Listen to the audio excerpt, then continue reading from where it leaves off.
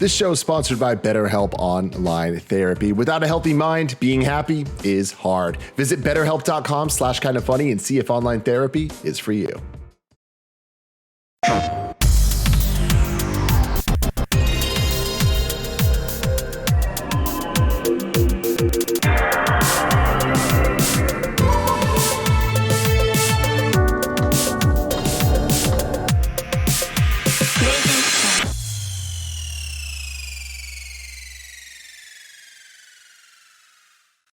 What's up, everybody? Welcome to PSI Love You XOXO episode 84. I'm one of your hosts, Greg Miller, alongside the future class of video games, Blessing Adeoye Jr. Metal Gear. You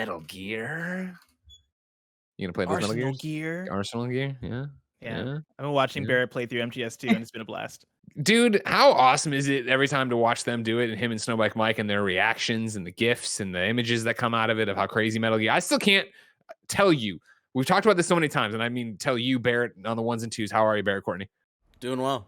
Can't tell you what a relief it is to see you and Snowbike Mike actually like Metal Gear. Because It was such a fear of, here's this thing you've heard for years, and like, is this something that's going to be overhyped? Is it not going to hit the same way? You're not going to fall into it. The fact that you're into it, great. The fact that a heathen like Snowbike Mike, someone I know skips video game cutscenes just to get to the shooty bang bangs, is having. And then I was wondering, like, what's going on in this story? Who's Galactus? I don't know who this jabroni is. Like, get out of here, man. The thing that's been filling me with the most pride out of those Metal Gear streams is Snowbike Mike doing the recaps and him hitting every single detail in a way that I couldn't even do.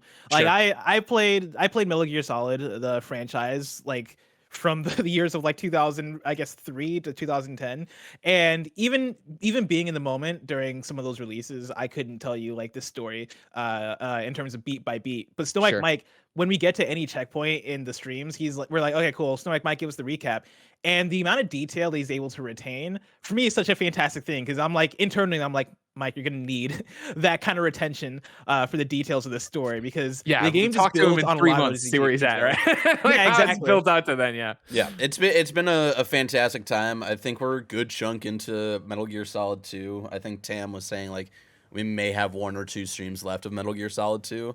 And where are you right now? What's happened in Metal Gear 2? We just fought Vamp, which for me personally has been the worst boss fight so far. I was getting really frustrated at the end of that stream. That is an annoying one with the water. Yeah, with the water, but then also having to quickly switch back and forth between first-person mode and third-person mode, all that stuff. It was an aggravating fight. I was trying to do it pacifist because I kind of felt bad of killing Fat Man. But I knew he was a little too chaotic. But he was a little too chaotic to live. So I was like, he's like doing his own thing. Yeah, laugh and grow fat. And so I was like, you know what? I'm interested in seeing what this Vamp guy is up to. Let's maybe be peaceful towards this guy and just wear out his whatever stamina. Stamina. And then peace was never an option with Vamp. The first 2 tries, I was like a sliver away of taking him out, and then he'd throw that fucking whatever, that sticky thing that made me not move at all, and I can't like unequip or equip anything during that little time segment, and then he'd like take out my full bar of health in like seconds, and I was like, all right, third time. We're going all out guns blazing. Fuck this guy. I'm done. So we have to go find Emma Emmerich is the next thing we're doing. Oh yeah, I know Emma. Oh yeah, EE. A nickname that you love. No, like, dude, Octagon or Otacon, whatever his name. Like, it's his sister. He should just call her Emma, not EE. I don't refer to my little sister as AH. Like, that's weird. Maybe if your little sister had a dope nickname. I mean, if that was a dope, you know what I mean? That's what I'm saying. I mean, Alana is just a great name. I'm just gonna call her Alana. I have a sister named Michelle. I call her Mitch. You call her Mitch? You know?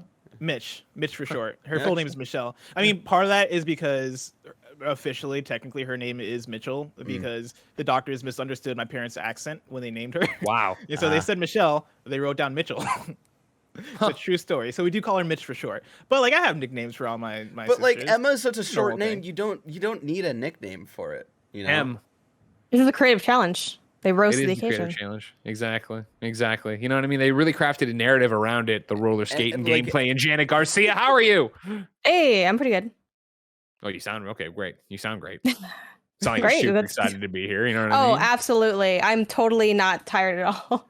That's the thing I've going never around. been more ladies and alive. If you didn't know, ladies and gentlemen, right now we're recording this on Tuesday afternoon, 3:30 p.m. Pacific time. It is Tuesday. No, it's Wednesday, isn't it? Shit, fuck. It's Wednesday. Wednesday. Yeah. It's been a week already. But we're in the throes of Gamescom, and Gamescom has turned into a real show. And so we've all been live or watching stuff. Janet hosted Games Daily. Then we all did 4 hours of Gamescom opening night live reactions.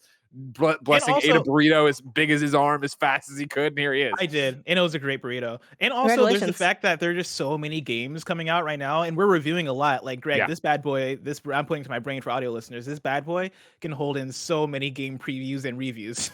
Well, we have two giant ones today, yeah. Yeah, and we just had 2 giant ones yesterday, and so between Saints Row and Riders Republic, and so like I got even more redacteds that I can't talk about, and so there's so much that we're doing. I think that's the thing is, it's been feast or famine in our industry for a long time, right? But I feel like there's been feast after feast after feast. And then 2021 has been the year where COVID caught up to us, right? Where the delays of 2020 really were affected here. And so it has been quiet, it feels like, all quiet on the Western front for a bit. And now it legitimately is so many different things to play, to jump around to. We already, us three recorded something on Monday for next week's PS I Love You. That's embargoed for then. I didn't even know Janet had seen the same thing. So we came in and all talked about it there. Janet, are you feeling the same stress of seeing everything, playing everything, reacting to everything? A little bit, yeah. I mean, it's just kind of like a lot to keep up with, and I always forget how tiring it can get, even though like I noticed some people listening like, oh, like sorry you gotta like watch Gamescom and snarkily tweet about it. But I'm like, I'm like, this is how I establish my brand, if I'm not making snide comments about release dates, like how will people know to follow me? But yeah, like, keeping up with it, wanting to know the news, like wanting to make sure that you're prepared for everything, like scheduling shows, and then also like taking a break in between to make sure that as much as I am a little bit tired, that I am rested enough to come in and do it. So, I took the nap, I ate my lunch, I'm drinking some water with Noon in it, which makes me feel very washed. Like I'm out here extra like hydration for recording a podcast, but whatever it takes. What I appreciate about you, Janet Garcia, is of course, today on Games Daily, there was a conversation about an Xbox mini fridge and what you would put in it. And of course, Andy's trying to track down these hot Cheetos Mountain Dew, but you of course jumped right to beer. You had, and then what kind? You were talking about hazy IPAs. I'm right there with you. And then look at you drinking out of this. You're drinking out of a Ballast Point pint glass. Yeah, Ballast Point's one of my favorite breweries. And then this is as an added bonus. It's like all my hobbies on one. It's also a glass I got for a virtual race I did, the Carlsbad. Like I think I did their 5K. So it says like Carlsbad half marathon 5K on the other side. So it's everything. It's everything right there with you. You know what I mean? Ready to party. Now, did you roller skate the 5K? No, I did not roller skate the 5K. I don't think there's competitive like racing in the way that there is for like distance running. But yeah, I'm like actually in the beginning phases of hopefully marathon training. I'm planning to run the 2022 marathon finally. So barring no injuries or no serious injuries, and also no serious injuries. As long as I don't Derek Rose it. Well, yeah, because the thing is, you do end up getting like if you're listening and you're a distance runner and you've been doing the sport for a while, the injury is like part of the process. And I had like some lower back tailbone pain the other day, and then I had you got to figure out like how much do I ease up? Like you got to like work through some of that pain, but then you got to make sure you don't go too far. And then I'm doing like also skating, and I'll probably have to dial that back at some point because I'm worried like I hope I don't break my ankle, because then like my whole it's such a big process, and it's my first one that I'll ever be doing. I'll be the last in my core family of like me, my brother, my dad to run the marathon. Everyone else has done it, so yeah, I got expertise on my side at least. Okay, well, hang in there. Make sure you don't hurt your thumb so you can keep playing games. That's the most important thing, That too. Okay, ladies and gentlemen, if you're just joining a PS I Love You XOXO and you've never watched one before, you've picked a great one. Today we are doing previews of Deathloop and Jett, The Far Shore, because this is your PlayStation podcast on Kinda Funny. Each and every week, Blessing, Janet, and myself come together to nerd out about all things PlayStation and talk about the things we don't like about PlayStation. If you like that, you can go to patreon.com/kindafunnygames, where of course you can kick us a few bucks right in to be part of the show, right in with your own trophy requests where we can see your profiles. You, of course, can get the show ad-free. You can get it with the exclusive post show we do each and every week. You could be watching it live. Usually, obviously, we have 2 different embargoes today, meaning this one is not live. Even as I talked about earlier, we have an embargoed preview that we're going to put in next week's episode, but next week's episode will still be live. The preview will just be inserted in post, but not for you. You'll still get something live if you go to patreon.com/kindoffunnygames. However, if you have no bucks to toss our way, it's no big deal. You go to youtube.com/kindoffunnygames, usually every Tuesday morning at 6 a.m. unless there's embargo in the way. Of course, you can also get it as a podcast service. Of course, you can also get it on rooststreet.com. No matter where you get the podcast, thank you for your support. Consider like, subscribe, share, tweet, hit the follow button. If you're listening in your car right now, when you're going to pay your toll, tell the toll booth person, hey, you should listen to this PS I Love You XOXO podcast. And they'll say, what? And then you drive away real quick and they say, you didn't pay the toll. Then the cops come after you. When you're in jail, tell them all. When you're out of jail, you should listen to this podcast. Housekeeping for you. As I said, it's Gamescom week. We are all tired, delirious, and things are happening, but there's a lot of great content for you to consume. You can get it all over on youtube.com/kindoffunnygames. You can get us reacting to the Xbox Showcase there live. You can get our post-game report as an XCast live. You can get our one night, what is it? No, that's all right.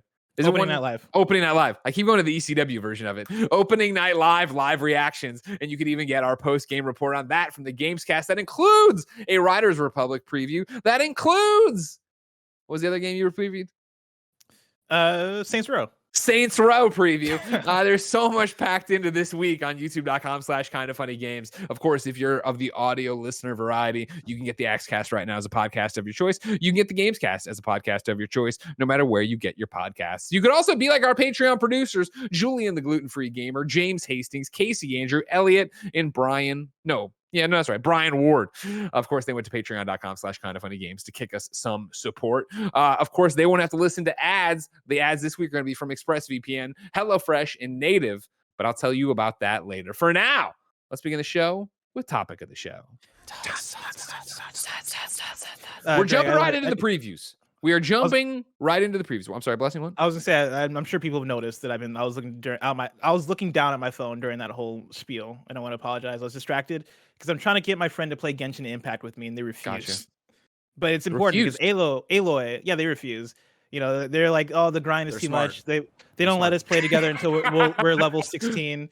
And I'm like, but Aloy, they're adding in Aloy. And so if you see me looking down at my phone, it's because I'm trying desperately to get my friend to play Genshin Impact with me. Well, here's the thing. Give me and apparently Barrett the pitch. Why should you play Genshin Impact? Because what basically Genshin Impact around Kind of Funny went like this. Imran was super into it. Nobody else was. He played it for 100 hours. Nobody ever played it. And so I downloaded it on PS5 when they put out the PS5 version, Classic Imran. And I jumped in, but it was one of those things I jumped in between shows, which was a terrible way to try to consume it. So I played 15 minutes. I never got out of like the tutorial. And I never came, something else came, I deleted and never came back. We had a first impressions. I played like 7. I was on that too. I forgot about that. Yeah, me and Bear had a good time playing through Genshin Impact. I think the pitch of it is it's Breath of the Wild if Breath of the Wild was a free-to-play casino, which is going to turn so many people off, and understandably so, because the microtransactions. No, that is all I got.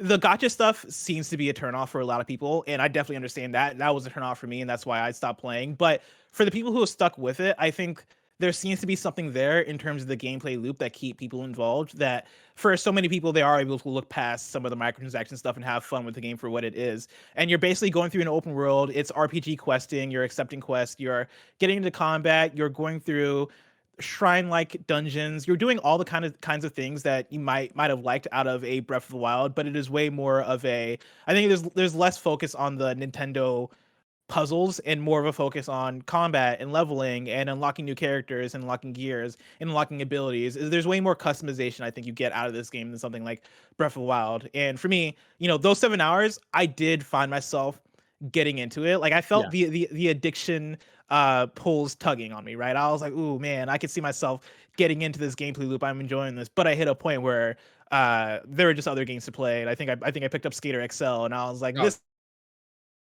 Genshin Impact, and so I went there instead. But I after watching it for a year and watching people enjoy it for a year and seeing folks like Imran put in so many hours into it and seeing people still enjoy it on Twitter, that combined with the announcement of them putting Aloy into it as a playable character for free on PS4 and PS5 had me like, all right, now might be the time that I get back into this game, because it seems really cool if they continue these kind of partnerships, then maybe one day add a little cute Kratos in there. You know, like those are the kind of things that might get me really excited and really hyped for this thing. Okay. Janet, did What you do ever think, play Greg? Genshin Impact? Nah, I Are you think I'm gonna all like right. it?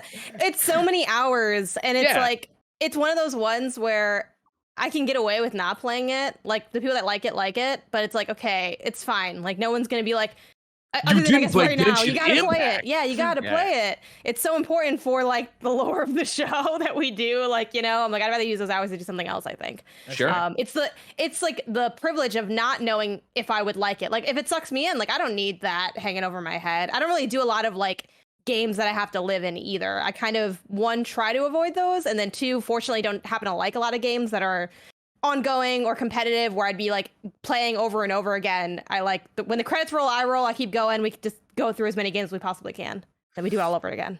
Well, Janet, one of the ones I want to know if you'll be rolling credits on is part of the topic of the show, part of this dual preview. It, of course, is Deathloop, ladies and gentlemen. Blessing and I have Deathloop. Janet, you didn't get to play, right? Just making sure. Okay. Yeah. Blessing and I have been playing Deathloop. We're allowed to talk about 5 hours of it. Usually what I love about that would mean it's very clear. The people who submitted it, obviously, Bethesda, the PR company they were working with us, they would tell us very clearly of like, okay, cool. This is what you can play up to. With Deathloop being a game you can tackle however you want to. It's 5 hours and they just have to hope for the best in terms of what you ran into. If you're not aware of Deathloop, let me give you the rundown, of course, ladies and gentlemen. Developed by Arcane. It's, of course, Arcane, of course, made Dishonored Prey. Deathloop is coming out on September 14th to PlayStation and, of course, PC. And the premise goes like this. As cult players are trapped in a time loop on the enigmatic island of Black Reef, doomed to repeat the same day for eternity. The only chance for escape is to break the loop by unearthing information and assassinating 8 key targets before the day resets. However, lurking in the shadows is rival assassin Juliana, equipped with her own equally powerful abilities and weapons, on a mission to protect the loop by assassinating Cole and restarting the cycle. Players can also choose to take control of Juliana during Deathloop into a deadly game of Hunter versus Hunted, but we didn't get a chance to do the multiplayer. Blessing, 5 hours into Deathloop. What do you think of it?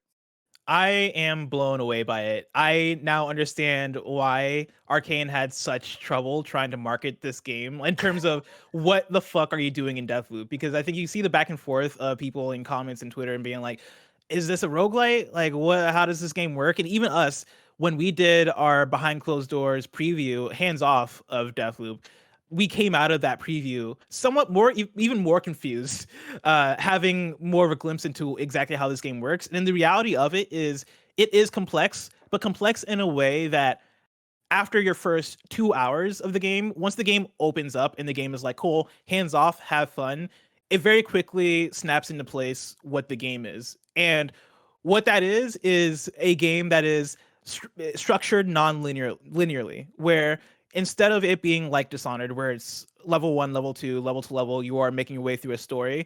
In this game, it is more so about jumping into 4 different districts, which are these tiny open worlds that you can hang out in and explore. But you are jumping into those districts multiple times to do different missions, essentially, that are leads. And so to bring it back to the central premise of the game, right? You're trying to take out all these visionaries. If you can take out all the visionaries, you can break the loop and you can beat the game, basically.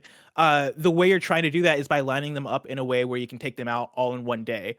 And to do that, you have to figure out like where certain visionaries are going to be at certain times. You're trying to solve puzzles of how to get a visionary to this district at this time of day. There's a lot of puzzle solving involved and a lot of like a lot of following leads in order to, I guess, reach their natural conclusions so that you can line up this domino of kills. Greg, does that make sense? Yes, but it does, obviously, I'm sure, to a listener sound like Janet, correct me if I'm wrong. It sounds, I would imagine, if you haven't played it, to like a giant box of tiddlywinks where you understand all that, but they're all lying on top of each other, confusing. And I'm with you, Bless, that is how it felt hearing about Deathloop and then getting in and playing Deathloop and seeing it all click into place on what this game was. Or I guess what this game is. And I think the highest compliment I can pay Deathloop is that after my 5 hours with it, and I shouldn't say after the 5 hours, I mean during it, right? It is that moment of this is the only game this year that I was playing in the moment that I feel like I went, oh man, this is a game of the year contender. Like, you know what I mean? And I don't mean it and I know that I've said before on this show and many other shows, right? Like if you had asked me before this, I'd be like, oh, Returnal, It Takes Two. Like I'd have these arguments for it, right? Because I have these moments of, oh man, this game is technically great. It's doing this, which is incredible, blah, blah, blah, all these different things. But I've always felt analytical in those summations, saying those are the game of the year. They're more me trying to be objective and grade what a game is and yada, yada. Deathloop is a game of me playing it where I was like, holy shit. Like I am in love with everything this game's doing. And I mean, top to bottom, the voice acting, the style, the story, and then into what we're talking about here and what you were talking about, Bless, of trying to get these visionaries together, right? When I had heard that ahead of time and it was like, oh, cool, now you've got to try to, I haven't done it obviously in 5 hours and I'm sure you haven't either, trying to get all of them together to kill them in one loop. So you go through your day and kill them, right? Because there's 4 periods to the day that you can interact with. If you go to a different area, that would advance the thing, right? So you're going to have to kill all 8 of them in 4 periods of the day to finish the game, I assume. You know what I mean? That hearing that concept in previews, in trailers, and in the copious amounts of demos I feel like we've had of this thing and video profiles has always been like, oh man, I love a good time loop, but that sounds like it's going to be almost a pain in the ass. Where how much of shit, how much am I going to have to remember? How much am I going to have to write down? And not that I don't like that kind of experience in a game, but it does become like, man, is this going to be a noodle scratcher puzzler where I'm just like not enjoying myself at some point? And on top of like the thing that blew me away outside of how good it feels to play and all the stuff I've already listed is the way they've laid this out. They have laid this out in a way that it is always clear what your next thing you could do, or not what you should do, but what you could do, what it would lead to. And also when you're done, there's for the visionaries, the way they lay out the missions for them, they eventually get to the end and there's a check mark. So you go, okay, cool. I've gotten this person to where that person needs to be for what I assume is in the end going to be me knocking them all off, but maybe getting to the next grand plan that moves them all together or something like that. Yeah, it's the kind of thing of like, okay, this visionary over here is throwing a party. How do I get more people at that party at this time of day so I can take out multiple at the same time? And you're trying to line that up. And the way that comes together in this game, I think is so expertly done, because this game feels like in the 5 hours I played of it, it feels like a perfect storm of ideas from Arcane. Where it's Arcane taking what they're excellent at from making the Dishonored games in terms of the level design and in terms of the stealth and the tool set and making a game that feels good to play. They're taking all that stuff but applying it in a context that I think takes those game mechanics and uses them to their greatest extent, to where now you're going into the same districts over and over again in a way that reminds me of Metal Gear Solid 5 in a way, where Metal Gear Solid 5 had the open world that you're going into, right? But you keep returning to it and you keep getting familiar with it and you keep revisiting the same compounds in that open world. And Deathloop does a lot of similar things in terms of you returning to certain districts and retreading some of the same paths, but also doing that with the familiarity of, I know where this NPC is at and this NPC is at. And so like once I turn this corner, I can take these guys out like that. Or I know this shortcut in order to get to this side of the map. And so I'm going to take this because I have an ability now. Well, if you're watching the video version, you're seeing the character use the shift ability, which is the same as the teleport that they had in Dishonored. You can use that to get to places that you might not have been able to get to before. And so I want to right in this vein, right? I want to bring in Liam.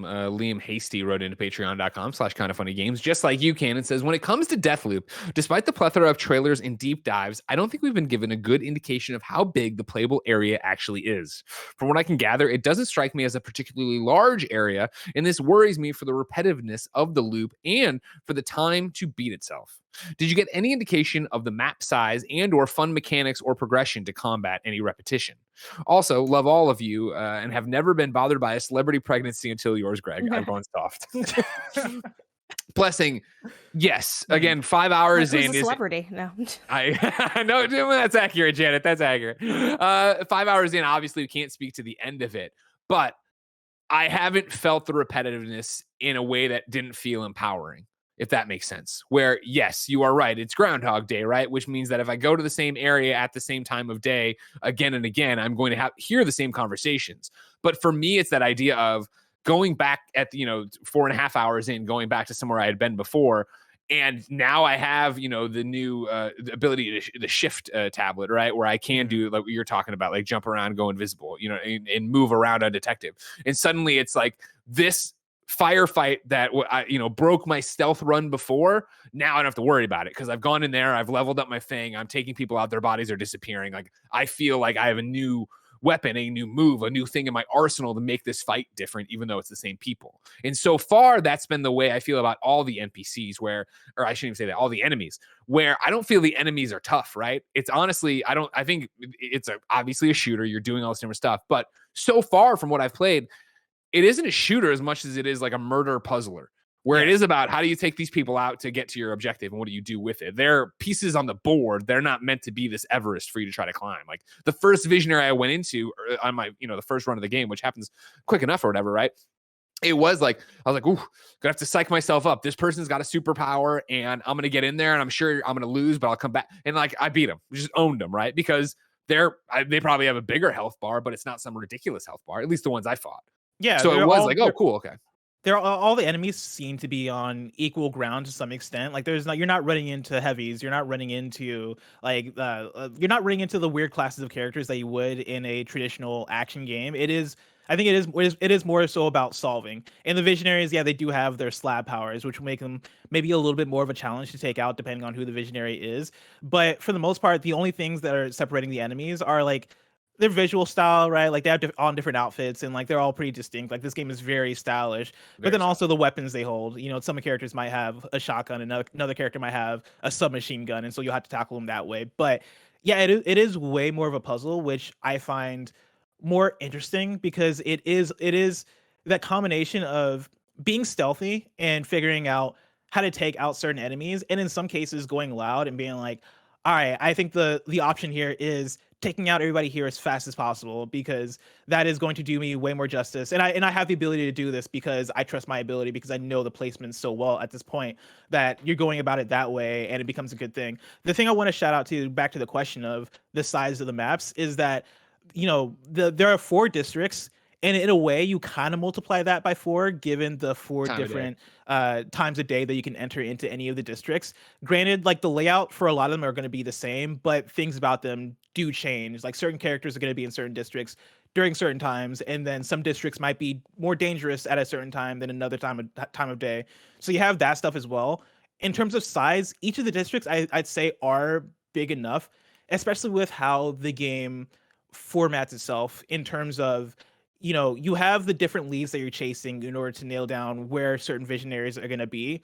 And the districts are large enough that when I go back to the same district to chase a different lead, I might go back to a different part of the district. Like there's enough going on to where in this district, I'm going to check out the mansion for a specific lead. All right, cool. Now I have a different lead, so I'm going to go to this other person's house, or I'm going to go to the library in this district. And there's so many, even in these areas, right, that aren't giant open worlds by any stretch of the imagination, there are so many nooks and crannies. And if you want to go off the beaten path and just find secrets, whatever, but eventually, like, one of them was I was going around and I went into a room and I saw a guy up there in like this control room. So I went invisible and I went over there, and then it made a comment about like, oh, like, it's been a long time. And I came back and and then the room filled with gas and I died. And it was like, oh, like this is a puzzle for later on. Like I have no idea how to get out of this right now or what to do in this situation, right? Like there's that kind of thing where, again, I think the game sounds overwhelming, but when you're in there and you're on, I'm on this visionary lead and you're going all the way through, right? It shows you what your mission structure. I'm on this arsenal lead and I'm going all the way through it. You're not golden path, but you're on a specific thing to get to that objective over there. And so when you come back for a different quest, a different lead, it'll put somewhere else, and then you're doing a different thing to get there. You find a different area. Yeah, with that differentiation in mind, like I have a question for both of you. Like, sorry, Jan, I want to make sure you start giving us questions. I don't know. Well, there seems like there's a lot going on in this, but like, I don't know if y'all have already discussed this offline or before we started recording today, but how differentiated were both of your 5-hour sessions? Like, did you find that y'all did totally different things? Do you feel like, when everyone sits down and plays this game for 2 hours, 5 hours, however long their first session is, how different are their playthroughs going to be? And then what value do you think that brings to the game? So the way I'd answer that is there were points during my playthrough where I was texting Greg and being like, hey, did you do this mission? Have you done it yet? Like, or like, do you even know this is going on? And Greg's like, yeah, no, I haven't gotten there yet.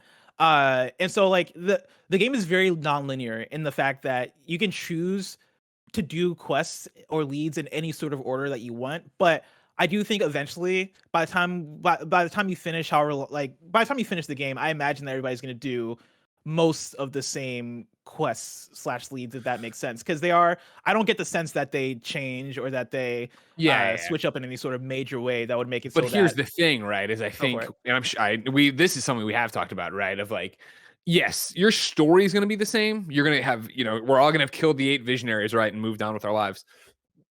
I think what's going to be the difference, Janet, in that is how you do it. And that is one of the things about wrapping my head around this, is that there is such your loop, right? Your day, or even when you're moving to the next area of the map, starts the same way and ends the same way, which is that Colt has these tunnels underneath Black Reef that he knows the code to. So that's how you start in the tunnels, and then you come out into the area you're going to do your mission in. You do whatever it is, you go back in your tunnels, and you get a load screen, right? So there's always this load screen breaking it up. And when you do that, it's also like congratulations, you've done this. It's a breakdown of your mission. It gives you, it shows your residium, which we'll get to in a little bit, that you use to infuse your weapons to do all this different stuff, right? And then it is very video gamey of like, you completed this thing, congratulations, here's some stuff to use, and then get ready for your next mission. Change your loadout. It literally says loadout. And for me, that's where it comes down to. And I want to bring in Joseph Hooper, who wrote into patreon.com/kindoffunnygames and says, I've always loved arcane games for their best of the best level design. Ooh. How much does Deathloop feel like that How does Deathloop feel in that regard? Do the maps provide multiple and unique ways to tackle each objective? For me, this is where it's all going to be different, where the gun Blessing is using is not the gun I'm using. And right, if you die in your loop, Janet, or when your day restarts, you lose everything, right? Because you're starting back on the beach with your weapon that we already saw in the preview thing we just had. However, as you go through, you're getting the stuff Residium that you can then spend to infuse your weapons. And so you can, and not even just your weapons, a whole bunch of different stuff, your abilities too. So suddenly you have this give and take, structure of, okay, cool, I really like this gun, so I'm going to infuse it and keep it with me. On this run, I found all these different buffs, and I can't keep them all, so I'm going to keep this one and apply it to this. So, I'm reloading faster, or I'm able to double jump, stuff like that. And so that's where you start getting what I was used to talk about with the Telltale games of the coloring book page, right? We all have the same image, but we color it different, and that makes it our own. Talking to Blessing, that's what I was interested in, where he was like, oh, and I'm using this slab power. And I'm like, oh man, I'm doubling down on this one. I'm trying to use this the best of my abilities. I've upgraded it. I'm ready to do that. I have this gun. There's rarity, like if you're playing a Borderlands or any game for that matter, but like I'm using this purple Gatling gun, right? That is, awesome. And I'm applying this buff to it and this thing to it so that, you're killing and going and getting my play style is going to be different than his. And it comes back to that whole guns blazing, stealth. And so to Joseph's question, like I feel like there's a bunch of different ways where I will go through and stealth and break everybody's neck, right? And do the whole thing, and then if it goes wrong, I shoot a bunch of people. But then also you have this stealth, yes. Yeah, exactly, right? And so there's this like hack-a-majig, right? They call it, where you can use it to like, distract enemies and do these different things. And like I'll do the thing of finishing my stealth run and then seeing the thing, I'm like, oh man, that would have been great to distract that person, but I just don't think that way. I'm not playing the game that way. Blessing, does that make sense? Am I right? I think you're 100% right. And to Joseph's question about the level design and what Arcane does with it, I would say that this game and the structure of it suits them really well, because they can just focus on making 4 really good levels as opposed to making 12 or how many there is in Dishonored. And with that, it feels like they're really flexing, right? Like they are creating worlds they're creating districts that have multiple different pathways to any certain thing that you want to get to. They're creating districts that have multiple points of interest, so that when you go in, you're chasing out after a certain lead. Like I said earlier, you're going to different parts of the map in a way that, for me, I think there are certain districts that I'm sure I have a different understanding and relationship with than Greg, because I always take a certain pathway where Greg might take the left every single time, but I took the right the first time, and so now I always go right because I know where that place takes me. If that, it's for me, like I love the double jump ability, right? So I'm always on rooftops. I'm always trying to climb. I'm always trying to skitter around up top, and it's so back to Joseph talking about Arcane's history, right? Like somebody who respected Dishonored but didn't like Dishonored setting and really never hung out in it much. The little bit I've played of Dishonored, I can see that so much in Deathloop. as I am up in the rafters, skittering around, or I am trying to distract people and then go in there and get them that way. I'm like, oh man, like this feels like even a little bit I played there, because that's how I want to play those kind of games. As somebody who played and beat both Dishonored 1 and 2 and thought Dishonored 1 was fine, really dug Dishonored 2, this feels like even more Dishonored, but in a way that I think is applied even more smartly, because it's not the thing of just going through. It's removing linearity out of the equation, right? Dishonored is a very linear game where, at the end of the day, each of those, the final quest for each of those missions is the same, right? You're assassinating a certain person in each of those quests. This game is very much, it's a sandbox. Do what you want, play how you want. And to what Greg was talking about before with infusing and residuum, right? Like the way that I've been playing for a lot of the game is like I've been doing things each of the time instances, because when you start a loop, right, you start in the morning. You can go in a district during the morning. Once you finish that district, the game will automatically fast forward to afternoon once you're done. And then you can choose to go back into a district. You can go back to that same district and go to a different district that same time period, or you can just wait and let time move forward and then go back into a place in the evening.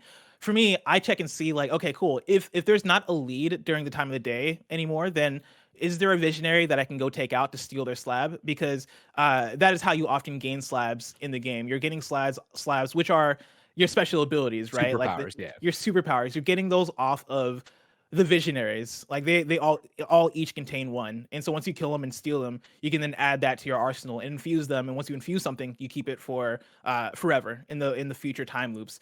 I like, for me, in the way that I play, I often wait for like, okay, who has the shift slab? All right, cool. I'm gonna go after this, because if I take out this person repeatedly, that might mean that I get a shift upgrade, and I can keep doing that, and I can just focus on the shift ability, which is the teleport ability, because I love that ability so much. And that also opens up the way that I play in the open world, because I know I can get to parts of the map that I wouldn't be able to get to otherwise, right? Like stuff like that is going to separate the way I play from the way that Greg plays, from the way that anybody else plays this game, which is where I think the individuality of it comes in. I'm using the Do you invisibility know ahead slab. of time who has what then? Yes. Like which visionary has what? Okay. Yeah, Yes. it lays they're it out. consistent with it. Yeah, it lays it out of like, again, like what I find and applaud Arcane for doing here is giving you this game that could be very easily be run around and kill people and not pay attention to the story. They do such a great job of giving you both the long version and the cliff notes. And so like the visionary leads and things like that you go through that are laid out very visually, it's a couple sentences that explain what's happening and why you're doing it. And it'll, like, when you got introduced to the visionaries, it kind of told you what each one of them had for their slab, which was helpful for me because I went and picked up the invisibility slab. That isn't shift. That, you're right, shift is the one you teleport around with. I forget what the invisibility slab is.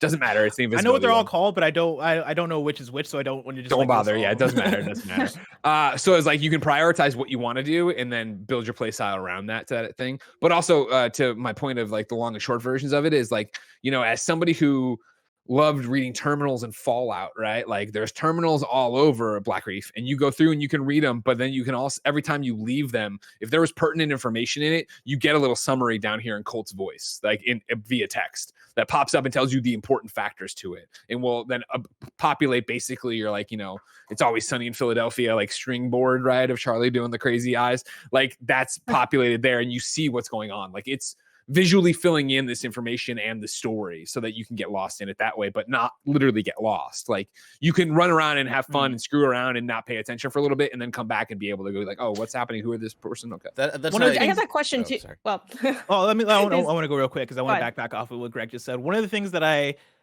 am interested in the game in terms of story, and what I think I dig, is the fact that there seems to be two stories going on at the same time. There's the story that you have as Colt, as somebody who is trapped in this loop and is trying to break out of it, and what your relationship is with Juliana, which seems like you guys have kind of this antagonistic kind of relationship where you go back and forth. And so you have that story that's unfolding, but then you also have the story of Black Reef and what's going on in that day. And that is that story, that second one, is the one you're trying to solve and figure out how to use to your best advantage. And so you have it's that thing of character scripting, and the thing that I love about arcane games and immersive sims in general, where you have characters that are assigned certain roles, which are the visionaries, right? They're in any certain place at any certain time. And as you pick up notes, or you read terminals, or you make discoveries, right? Like all this stuff gets added into your log that you can go back to, and all of it is knowledge that both you as the player and Colt gain as you go, and it's all kind of filling into your knowledge of Black Reef and what that story is. But it's also kind of alongside this other story that is Colt and Juliana, and what is going on with the loop, or how do you escape the loop, which I really dig. Janet, what'd you have to say? Yeah, just so many things. Okay, so if it's partially puzzle based, like in the sense that it's like a murder puzzler, did you find yourselves getting like stuck at all? Like, was there a time where you didn't know what to do, or is it just kind of like sort of obvious? Like, how difficult is piecing the stuff together? In terms of advancing the gameplay and going, it's not. You're not sitting there being like, I don't know. Like, how dumb can I be? You can be super dumb, which Hell I think yeah, okay. I think it's one of those where, again, like I think it could easily be a turnoff for some people or whatever, but like the gameplay is like, how am I going to get through this and get over there, right? To get to see what happens next. But the visionary board and everything else, like there were times where I'm like, cool, I'm doing this thing, and I'd open a safe and I'd read a thing, and then I'd be like, boom, all right, you can go back to the tunnel. And I was like, oh, I wasn't even paying close enough attention that this was the thing I was doing. I thought I was getting this to get to the thing to figure that out. I didn't realize that this was going to end this area, which again, then I can go explore and do whatever and kill more people and get, find more of the residium, right? To suck up and then use to infuse and blah, blah, blah, blah. But like, it is very much like there's a golden path to this game that you can't get knocked off of so far. I don't know, in 5 hours. But, and I think some people might like that. Some people might not like that. It's back to, how Blessing and I are different, right? Of like, early on, he was like, are you grinding and doing this thing? And I'm like, no, I have a gun I like, and I have a power I like, and I'm infusing that every run and keeping the story going and moving on that way. But there is a reason to branch off if you want to. There's, on top, we're talking about these different leads, but again, when you go into your just gorgeous, I feel like in terms of UI, your gorgeous like quest log and like everything that's going on in your menu, right? There are so many little magnifying glasses and question marks of like, what about this thing? And like they nudge you if you want to go into and do more and go, see as much as you can. The game is very, I'd say, handholdy with that grand puzzle element of trying to solve, how do I get all these people in the same place at the same time? That is the game holds your hand all the way in a way that I think really works for it, because if it didn't, it would just be too complicated. Honestly, there's too much going on in this game for it to not be as handholdy as it is. But that said, when you're chasing leads, there are moments of, okay, cool, I'm in this district that I've been in before, and I'm looking for this thing. I need to keep an eye out for this structure, because I know what I'm looking at, or what I'm looking for is in this thing. And so you have those moments of exploring and trying to put together certain puzzles in an individual space or an individual map. But on the large scale, it's not. I don't think people are going to get super stuck playing this game at all. And one of the quality of life things, again, that I look, as soon as it happened, I was like, oh my God, thank you so much, let alone 5 hours later, is that like, to get into the tunnels, you need the combination for the tunnels, right? But every time you come back now, you can just hold triangle and it auto inputs. And it's the same thing for other things. So you'll find a safe, you can't get in the safe. Hours later, you find a note that mentions the safe's combination. You now know that. So next time you run into that safe, it would be, you can hold triangle just to put in the information that you as Colt know, but you as the player who has a life and a job and a thing and put it down 2 nights ago, you don't have to worry about coming back and like, oh fuck, I didn't keep notes on this. I don't know what's going on. I don't have to take pictures with my phone and just pull, you've been there. You know you've been there, Janet Garcia. Yeah, I live there. It's horrible. But yeah, that's really great to hear. Also, Blessing, you mentioned this like earlier, but I kind of, again, I'm approaching this from like the outside in. So yeah, so there's like a lot going on with that. But how long is the day? Like you mentioned, you can kind of like wait or like not wait. Like how long does a day last? And can you end up in a situation where, and maybe this is handholdy enough where this doesn't happen, but when I think of other time loop games like Majora's Mask or more recently like 12 minutes, like there are times where I'm like, okay, I've ran out of time to like do what I need to do, so I'm just going to go back. Like, is that sort of the loop, for lack of not using a pun term, or is it is it like how noticeable is that looping factor? So time doesn't move naturally. Time only shifts when you exit an area or you die. Once you die, the loop of the day actually starts all the way over. But time will only move once you finish what you're doing in an area, you leave, and then time automatically shifts to the next point. And so you have 4 different periods of time. You have morning, you have noon, afternoon, and then evening. But all of it is fixed. And so you're not. It's not the 12 minutes thing of like, oh, I got to do this, this, and this. Oh, but the sun's setting, and so I guess I got to do this next loop. It's more so just like times a day that you're stepping into, and then you're stepping out of. But you can spend forever in any sort of one instance, and the game won't push you forward. And one other thing to that too that I find refreshing in terms of, again, what they're trying to accomplish with their loop game, because man, it's the year of loop games, right? With Returnal now, with 12 minutes over on Xbox, and now this. It's the idea that from the very beginning, I forget how they explain it, what they tell you, but you have the ability to die basically 3 times in a loop before it'll kick you back. Yeah. So like one of my criticisms of it, right, is like I think jumping the double jump feels great, right? When I'm jumping to a giant ledge. The water in the game will kill you, like it's ice cold around the island or whatever, so it'll kill you. So like when I'm platforming to try to get, what is that over there? Or I'm gonna jump along these ice blocks to get over there, right? But it's broken up. There were plenty of times where I was running and the momentum didn't feel right, and I would try to jump and I would fall off into the water and die one, right? But rather than restart my day, that would knock off one of the 2 slots I had on my counter up here and kick me back to where I was last safe, so that I could reapproach, get back the residium I had, and then either choose to continue or go back. So it was great when you're learning these areas, right? And you run into a new enemy you didn't see coming, or you get overwhelmed. You're like, let me try this. And like, well, that didn't work and I died. You go all the way back, you don't go all the way back. You go all the way back to where you left off in the safe part of that level, to then either try to get your stuff back, or to, say, screw it and go back to the main mission or whatever, so that you're not worried about losing all your progress. It's this risk reward thing at some point. Janet, do you have any other questions? I guess so. It's trying to culminate into 8. I mean, I know y'all only played like 5 hours, but like the 8 visionaries, the goal is to like knock them all out in one day. So is it basically just like you end up fighting 8 bosses like in a single? Is that supposed to be really mechanically like challenging? Like, is that gonna?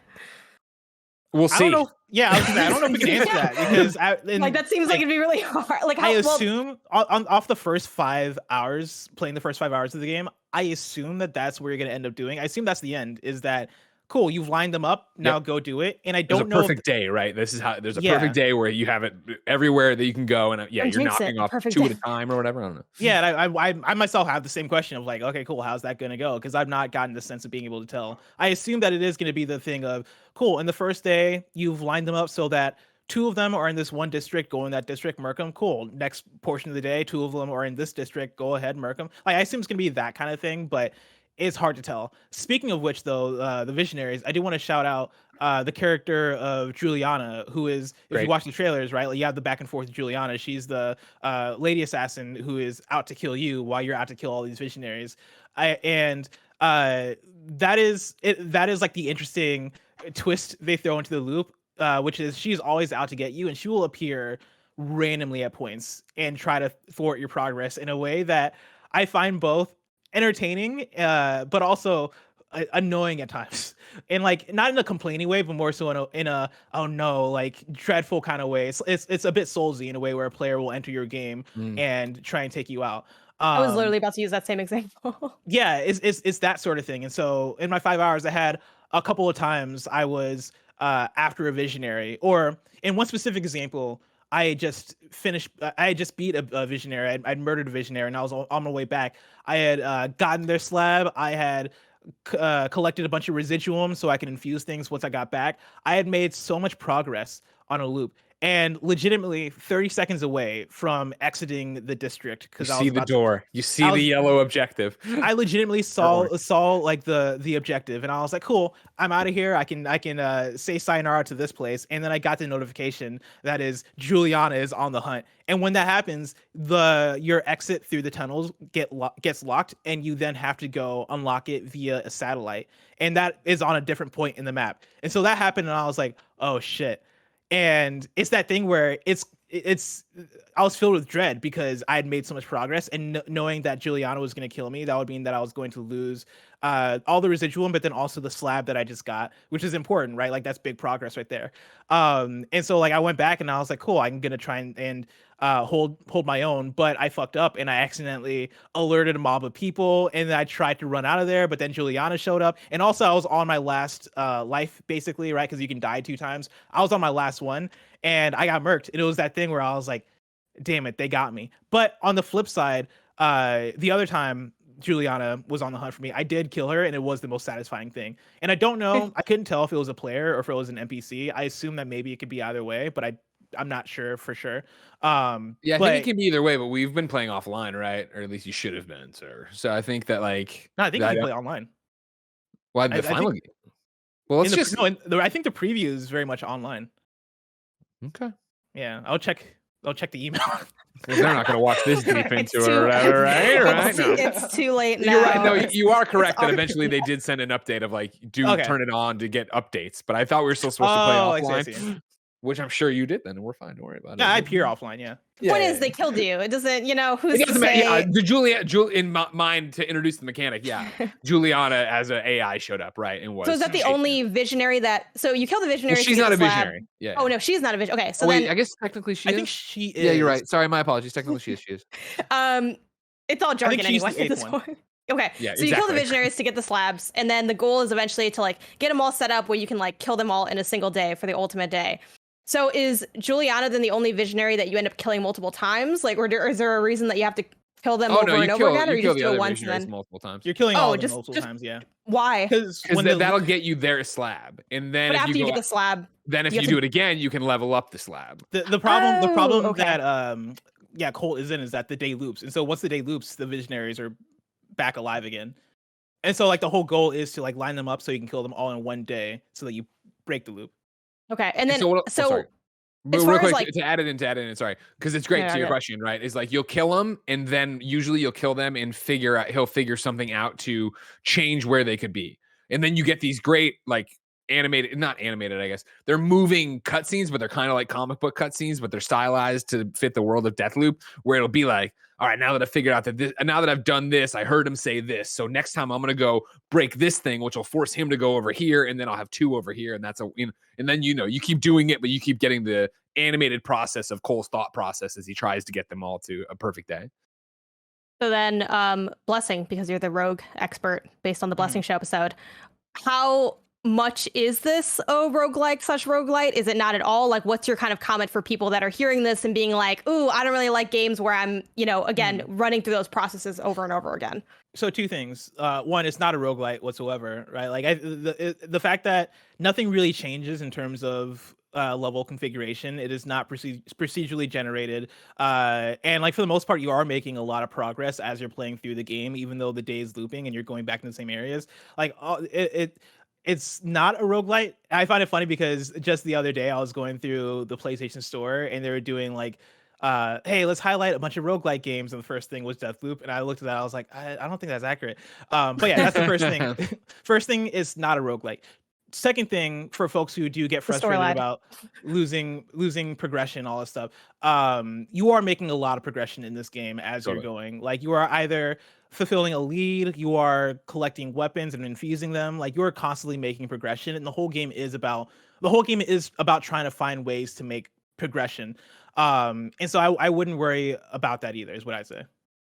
100%. Yeah. Where I feel like I get that. And even, like I talked about it nebulously with Returnal, right? Of like, even when I was dying in Returnal, I felt like I was learning something and getting better and learning how an enemy moved, yada, yada, yada. Like Deathloop is literally Colt is learning on these things. You're like, what I love about it is the different conversations, and I'm not gonna spoil any of them, obviously, that you have with Juliana, right? Like throughout the multiple days you're doing it, which they range from just being comical to really giving you information about what's going on in the island, what's going on with you, what's going on with her. Like it's such a beautifully woven game, if that makes sense, where I feel like the mechanics, the gameplay, the environments, the story, the acting, they are all intrinsically tied together in a way that makes, they're great individual, but together it's just like, holy shit, is this a game?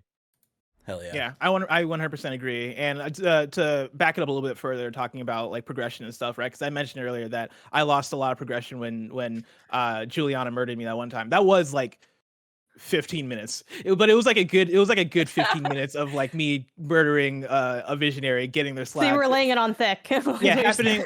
but it was 15 minutes of a really a dozen good hours wasted. Or it was a really minutes. good session though, right? It was like a really good thing of residuum you find randomly throughout the map, and I had found a lot of residuum just by happenstance on that run. And then I also got the slab, which is awesome. And like everything was going perfectly until that end moment, and then yeah, she murdered me and I lost at 15 minutes. But it's not like Returnal where you might lose 2.5 hours if you're super far on a run, right? Like you're losing the amount of progression that you might lose in any sort of other game that might be a little bit harsher checkpoints, right? Like you lose that much progression in a Dark Souls or a whatever kind of shooter.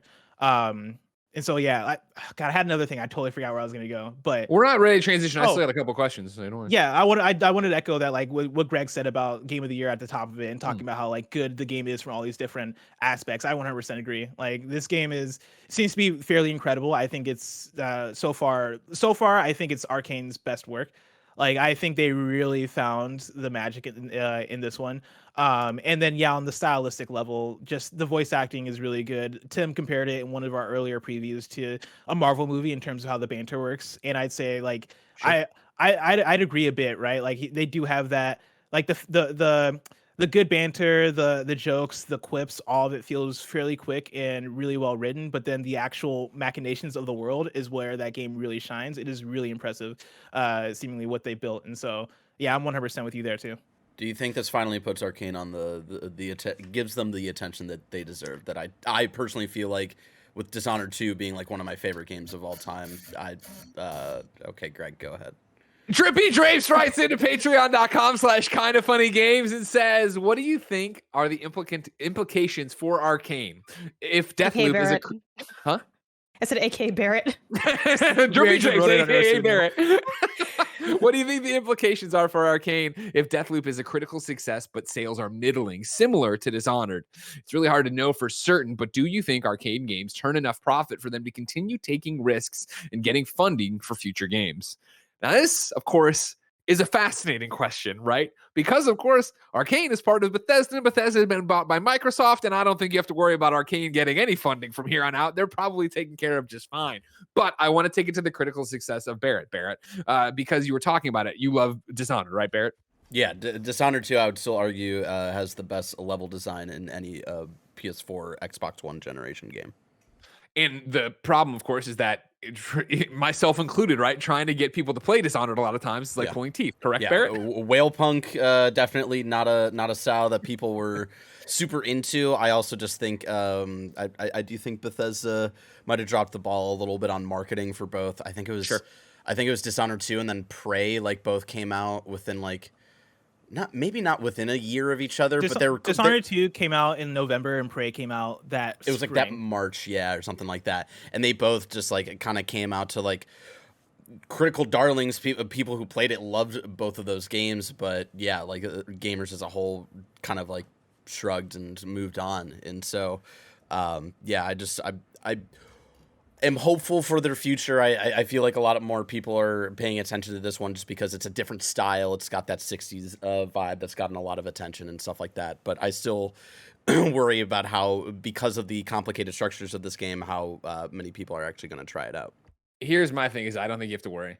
If the quality of this game for that we've had through the 5 hours persists throughout however long the game is, couple that with the fact that it's a PlayStation exclusive, and we look at Returnal, you go down the line of these Ratchet and Clank, you look at these games that weren't middling by any stretch of the imaginations. I'm not trying to talk shit about Insomniac and Ratchet and Clank, yada, yada, yada. But I do think that like PS5 players are ravenous. And I think you're going to see, it's always, shot in the dark. I think you're going to see previews when everybody else are going up on the same day this podcast goes up. They are going to be super positive. I think reviews are going to be super positive. And I think the 60s grindhouse vibe of this whole thing and the comedy of it, but also then the action and the violence of it, but not being, horribly violent. Well, it is horribly violent, but you know what I mean? Not that it's the cornerstone. Twist people's heads off. I think it's going to speak, but like it's not also like they don't look like real exactly. It's people. also kind of cartoony though, right? Where it's like, wait, am I killing mannequins or people? Yeah. Like, I think this is going to be the breakout for Arcane, which is awesome, and then also heartbreaking for PlayStation fans, right? I'm like, this is the game where Arcane's great. Cool, see you never again. I mean, I'm the person that like when Bethesda was bought by Microsoft, right? Like I was definitely in the audience of like, oh man, as somebody who really loves playing these games on my PlayStation, good for Bethesda, good for Microsoft securing the bag, but like also I'm gonna miss playing these games on my PlayStation so much because I love games like Dishonored 2, I love Doom, I love all these Bethesda games, and as somebody who's now played Dishonored 1 and 2, but then also has had time with Deathloop, I think will be their breakout hit in terms of critical success. I assume that this game is probably going to review fairly well, but then also to Greg's point, it's a PS5 exclusive. People are ravenous for it. It is one of the biggest games of the year in a year that feels kind of like in a lot of cases, because we're not having the huge big game releases. There's not a God of War, there's not a Red Dead Redemption 2, there's not those games. And so Deathloop for this fall really is owning that title of being one of the bigger game releases. And I don't think sales matter as much for this game in the case that one, Arcane is owned by Microsoft. How much does Microsoft care about how much this game actually sells, right? Like I'm sure they care to some extent, but they're also going to own and love and support Arcane regardless of how this game sells, which is probably going to sell fairly well. But the fact that you're going to have this rollout for it, you're going to have probably a year from now this game come to Microsoft and come to Game Pass and have another resurgence of people talking about it in 2022, I imagine, depending on whatever that contract is. And you're going to have also games like Redfall, right? Which, fingers crossed, if that comes out and that's a hit, that's going to be big for Arcane. Like, I think this next year might be the year of, hey, Arcane might be a top tier video game studio, and everybody realizes it. Like, this might be that might be this I just want them to have the recognition finally. And as someone who has definitely fell into the line as everybody else of like, I've seen enough of this game. When is this game coming out? All right, stop showing it for the love of God. Like I felt like eventually I was just kind of like out of it for Deathloop, and then like as someone who loved Dishonored, everything y'all are saying is like really speaking to me, and it's like bringing me back in, and like realizing that it's out next month, or is it October? September, October. September. It's next month. Yeah, yeah, September Like, 14th. Having it come out next month, like I'm stoked because it sounds like Dishonored 2, but like refined in just like every little aspect of like just like gameplay stuff, design stuff, with the complicated loop stuff. It sounds more of just like classic Dishonored, where it's like the end goal. It's all about finding out how you want to get to that end goal, and it's just presented in a slightly different way, which like I'm super stoked about. It's presented in a way that feels just very creative. Like once people actually get their hands on it, and once you hold the controller, it becomes a different thing. I'm sure watching the trailers where like you're left with a lot of questions. And I'm sure people hearing me and Greg talk about it are probably still left with a lot of questions because describing it is kind of hard. Fever dream. It is a complex setup for a game, but once you get your hands on it, it all makes sense. And I think it really does cater to all of Arcane's strengths as a studio. But then also, I remember watching an interview with Arcane a few months ago where they were talking about how, the whole thing with Dishonored or with Deathloop in terms of the style of it, we wanted to go for a style that was more palpable for people, that more people would be able to get into. And I think they understand that as well. And this is basically Dishonored, but with a different, cooler coat of paint to it, with even more creativity thrown at it. And I think people are going to really appreciate that. Also, is there any like DualSense integration stuff? Yeah. I mean, it's got the haptics and all that stuff. You can have Juliana taunts you on your radio or whatever. You can have that come through the microphone and all that jazz. But in terms of like the DualSense overall, I don't have anything where I'm like, oh man, like the shotgun feels like crazier because of this. Bless, am I wrong? No, I mean it's that thing that you get in a lot of shooters on PlayStation 5 where if you press L2 to aim down sights, heavier guns might like take more of a it might put pressure behind the left trigger than just like lighter weapons. I don't even know if they get even that detailed with it. It might just be all weapons. I wasn't paying enough attention to even tell with that, but it's basic stuff like that. And then there's also some buttons that menu options where you got to hold to press them, and they'll have like a cool DualSense haptic vibration to it. But like it's stuff like that kind of adds a little bit more, I'd say. Yeah, it's not one of the breakouts where I would go, oh my god, see Snowbike Mike, this is why you're wrong about this controller. Yeah, it's not like Returnal, the wind's not like coming through, or the rain's falling inside of the pieces. I think my last thing is, so I used to teach high school English, and one thing I would do with my students as like a little check-in would be, we'd have like, a little piece of paper, and then they have to write like their rosebud thorn for like, what is it? Like their week or something. So a rose is something good that happened, a thorn is something bad, and a bud's what you're looking forward to. So what is your rosebud thorn for this game? I like that. That's a great one. Wow, I wasn't prepared for that, right? So the rose, something I like. Man, now I have to pick one because I really do feel like immediately Yeah, there's. right. It's fun, isn't it? We're I would bonded, go right? with. Okay. I mean, based on who I am and what I love for games and what draws me to them, I would say the story. Like I am very much like, what is happening? Why is this happening? You know what I mean? And like they do a great job of the breadcrumbs of I have this one question, I get it answered, but it just leads to more. And so the way, and I don't want to spoil anything, but the way conversations are evolving and unrolling and the information they're giving me, like, fuck, I can't wait to find out what the fuck's going on. Thorn, I would say, would be like I was talking about earlier with like the jumping, the locomotion. And that's that. And I don't even like saying that. I immediately want to take it back, right? The jumping for sure. Jumping to platform doesn't feel great. Jumping to scale things feels awesome. The locomotion of running, sliding, shotgunning, turning myself invisible, breaking a neck, slinking away, doing like that all feels great. It's just literally like that one section of trying to get around like icebergs. Yeah, it hurts, right? When you miss that jump, it's just like, damn. Barry, do you remember, did Dishonored 2 have it so that like you can kind of gallop up a wall, like Apex style? Mantle. Yeah, but like not even mantle, like where you grab a ledge and come over. I'm talking about like you kind of like do like a scurry up the wall.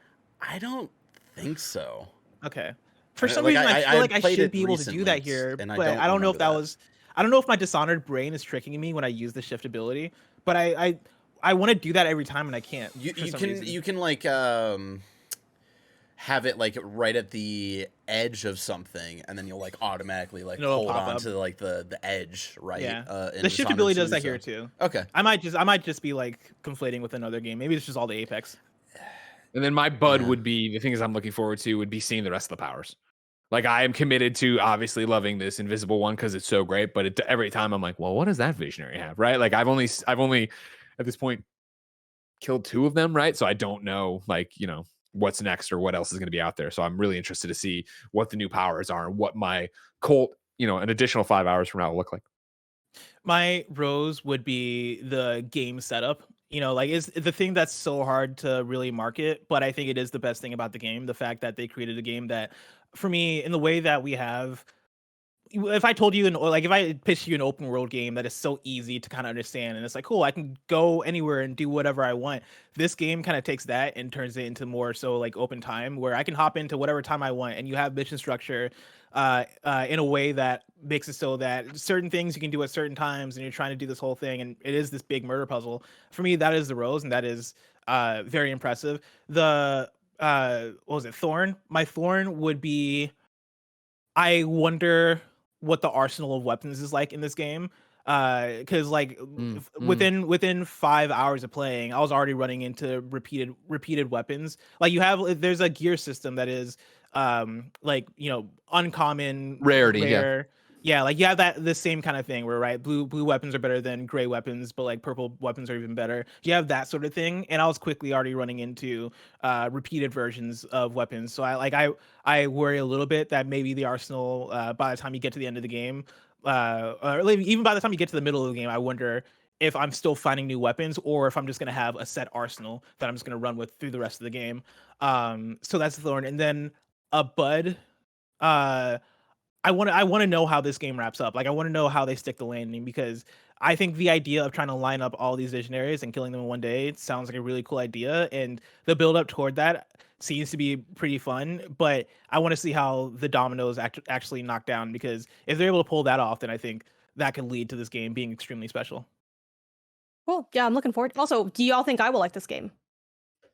You're a wild card, Janet Garcia. I have no fucking idea. I know, right? You know what? I want to talk about our next preview for Jett the Far Shore and see, because usually you and I are either like completely in sync or we're totally across the map from each other, and I never know what's going to be with you. Based on what we've told you, what do you think? Yeah, it sounds awesome. I've been looking forward to this game for a really long time, and like honestly, like hearing y'all talk about it just gets me more excited. Just especially because, like you said, a lot of times my opinion can align with y'all's. Like it does kind of vary. But it reminds me of like, this is like the opposite of what I had with 12 minutes without getting into spoilers for that. The XCast has a spoiler cast up if folks want to know, our thoughts over here. But like I was looking forward to 12 minutes. And then when I saw Blessings take, which was negative, I was like, damn it. I'm like, well, I'm still going to play it because, I want to see it for myself. And I was like, yeah, Yeah, I feel the same. So like now I have the opposite feeling where I'm like, yes, finally some fucking food. So I'm excited. I say yes, you'll like it because it's hard for me. It's hard for me to think of reasons why somebody wouldn't dig this game. Like it's rare that I have that. Where even for Uncharted, I could understand somebody not loving Uncharted that much. But this game, I'm like, how on every level, I feel like they're nailing it so far for me. My takeaway on why, and I'm with you. Obviously, I think it's fantastic. But my why wouldn't you like this game?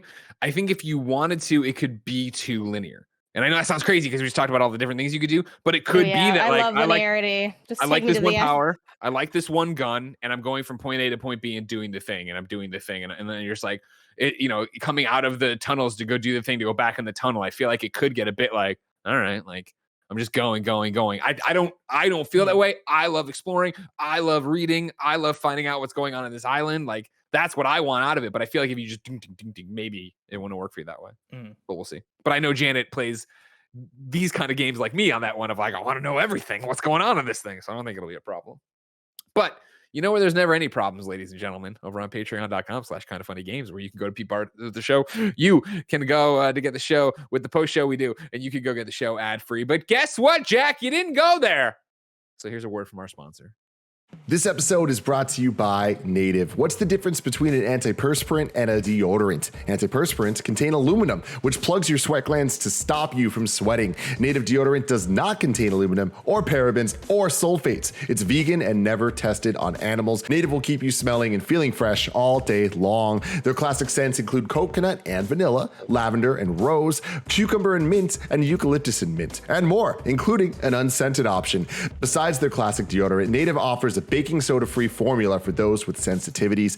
Gia's been using this Native deodorant. She loves it. She's recommending it. It's been keeping her smelling good. I can attest to that for sure. You're going to love Native as much as we do. Right now, you can save 20% off on your first purchase. Go to nativedeo.com/KFgames or use promo code KFgames at checkout. That's nativedeo.com/KFgames or use promo code KFgames at checkout to save 20% on your first purchase. That's nativedeo.com/KFgames. Next up, shout out to HelloFresh. With HelloFresh, you get fresh, pre-measured ingredients and mouth-watering seasonal recipes delivered right to your door. You can skip trips to the grocery store and count on HelloFresh to make home cooking easy, fun, and affordable. That's why it's America's #1 meal kit. Fall is busy, but HelloFresh recipes save time you'd otherwise spend meal planning, shopping, all so you can get back to what matters most. A lot of people are kind of funny have been using HelloFresh for a very, very long time, including Kevin and Paula. You know, Kevin, very much a meat eater, Paula, a vegetarian, but they have options for everybody. So everybody gets to be happy.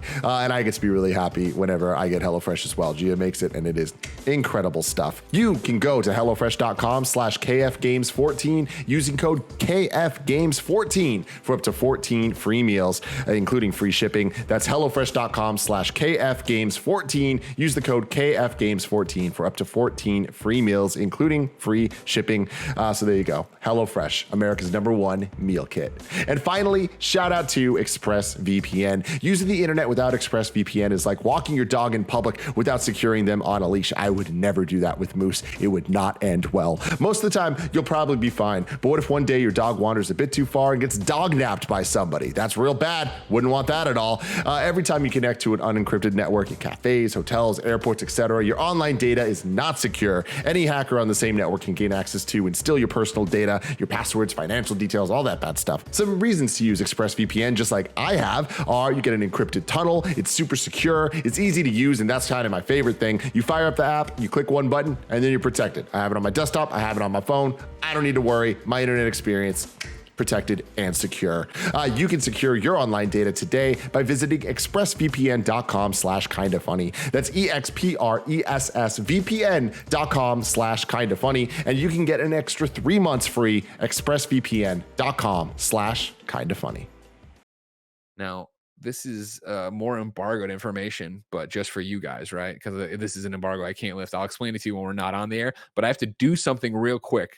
I have to move something over here to unlock the door so they can pick up Black Panther. But I got to move this thing. So hold on 1 second. Phil, this can go on the show, Bear. Don't worry about gotta get out. I don't care. What do you think he's gonna move? A lot of moving shit going on over what here before we talk about embargo thing is he gonna move? I don't know. What if it's like a big Half-Life 3 It's a hat. like gun? It's the gravity I gun. have no like. What do you think they delivered another statue along with Black Panther that he couldn't show yet? Spider-Man. Oh man, could you But imagine? like that doesn't. I feel like that wouldn't make any. No, it's the no, Xbox no, fridge. No. People can't know he has another console. You know, that's the secret. Greg plays Xbox. What a wild boy. Breaking. Yeah. I don't know. Oh, It's one of history's mysteries. We have no Maybe way of he finding has, out. We don't have the technology. He has a grown Atreus statue. His Halloween costume. I don't know. King of Halloween. Oh, right that'd be here. wild. All right. Next part of the topic of the show for our double preview, our double feature. We're talking about Jett the Far Shore. Now, I've played this. Janet, you played this. Yes. Blessing, you didn't play it, right? I played the first hour. Fantastic. Then we have across the board something to say about it. If you haven't been paying attention, Jett the Far Shore is, of course, one of those PlayStation 5 exclusives that got announced, and then we didn't hear anything about it for a long time. Now we know more. It's from developer Super Brothers. Their previous work was Super Brothers Sword and Sorcery EP. You might remember that game from forever ago that then got ported everywhere. Release date I have down as TBA because it hadn't been announced yet, but it got announced today, October. What? I have my notes open still, don't I? It's like 8th. I want to say. No, I got October 5th. October 5th, the release date got announced for. Here's the premise of Jett the Far Shore. Jett the Far Shore invites you on an interstellar trip to carve out a future for a people haunted by oblivion in this cinematic action adventure. A scout may be the first to deploy to a mythic ocean planet. Take the helm of a jet and explore a vast unknown. Skim low over waves, roar up over pristine coastlines, and carve through otherworldly woods.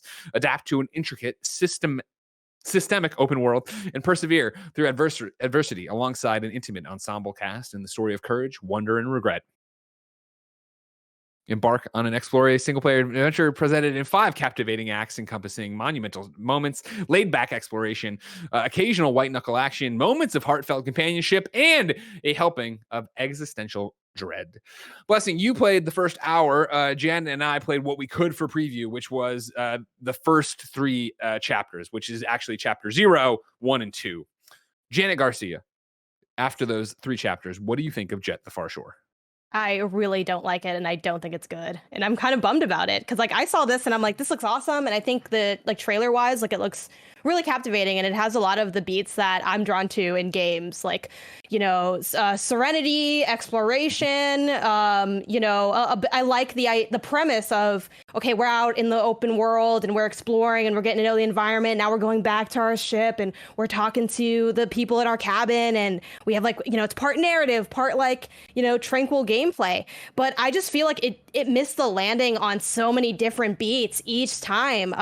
Just to be brief, it controls really awkwardly when you're on the ground, like boots on the ground, or like talking to people. All the characters are speaking like this different language, so you have to do a lot of reading, which I don't mind. And I but wanted it's your like, top level impressions. Don't get into the weeds just yet. okay, all right? I don't like it. And I don't think it's good, and I'm bummed about it. And that's my impression. Blessing Adeoye Jr., you only played an hour. What did you think of it? I didn't feel anything while playing this. I don't know. Okay. I feel like I'm not even playing enough. Hate in my heart. I didn't play enough to form any sort of opinion, but I was kind of bored in the first hour of it because basically in that first hour there's this like a setup of, hey, like get into your ship and go fly around and let us teach you some of the mechanics. And the mechanics were basically drive around this planet. Yeah, and like learn how to jump and learn how to do these things. And just from doing that, I was like, all right, but where's this gonna go? Because I think the challenge for them so far is trying to sell me in the first hour of what this game is and what I'm going to be doing, and I don't think they did a good job of doing that in the first hour. Like I put the controller down, not curious on what the next step is, or not curious on where this is going, because it was very much just, hey, here's a ship, drive around. Okay, you can jump. You can do this thing. And I'm like, why? I don't know the situations where I would be doing these things. I will say I did like the art style. I think the art style is pretty cool. I appreciated that. I appreciated the serenity of it. It seems like a really chill game, like a wind down sort of game. I dig that, but I'm not as motivated to go back to it after playing the first hour. Janet Garcia. All right. There is a famous wrestling moment of Macho Man Randy Savage and Hulk Hogan being interviewed by Mean Gene Okerlund, right? And coming together and doing that handshake, right? The superpowers uniting. I am shaking your hand right now because I do not like Jett the Far Shore for all the reasons you I just was said. so scared. Okay, like not scared's not the right word because like y'all are cool. Like I'm cool with y'all. But I was playing it and I'm like, God damn it. And I know people were like, have the joke of like, oh, Janet hates all these games. And I'm like, bro, I ain't gonna pad this at all. Like, it's not good. It's not good. But I'm like, maybe I'm gonna pull up and y'all are gonna be into there it. it is. You got it, Barrett. Yes. God damn. Barrett Courtney's so good at it. I was like, I don't know what's gonna happen. And I was like thinking of you specifically, Greg, because we do have so many things in common with like these styles of games. And I'm like, is this gonna be where the heart leads or is this gonna be like the medium? Like, I don't know where we're gonna land. It's the someone meme of more like talented than me crop Greg and Janet onto the Oh, hell my yeah. God, hell yeah. It's the meme of like, am I the chaos? Am I the problem? Yeah. Like, I understand exactly that. Because when I was playing 12 minutes, I had the same thoughts of like, I really hate this game. But dude, 12 minutes, what a dividing rod. But that's an Xbox conversation we have to have. We can just talk shit about Jett the Far Shore, all right? Yeah, we got our own games to drag. No, so like that was like, I'm with you on everything you said, Janet. Like right there, right in stride with you of it sucks that I don't like this game because the pitch of it early on of like it is this chill version, and I was like, man, No Man's Sky, like I really like No Man's Sky, but like I hate the base building in No Man's Sky. That's not what I want to do. And I remember, oh, that's not what this is. This is just exploring. This is just charting this. I'm like, that sounds fucking perfect. That sounds so great. And the first chapter 0. I think what you're saying about like the mechanics blessing of like, okay, you're just driving around and you pulse and you jump a little bit. That's all true. And like, but like when you're first playing it, or at least when I was like so into it.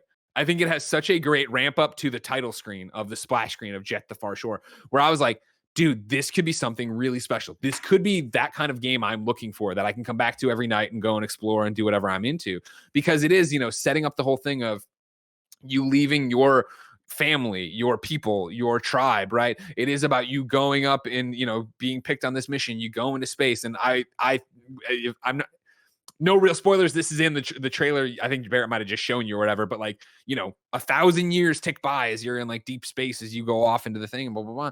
And so I was like so stoked.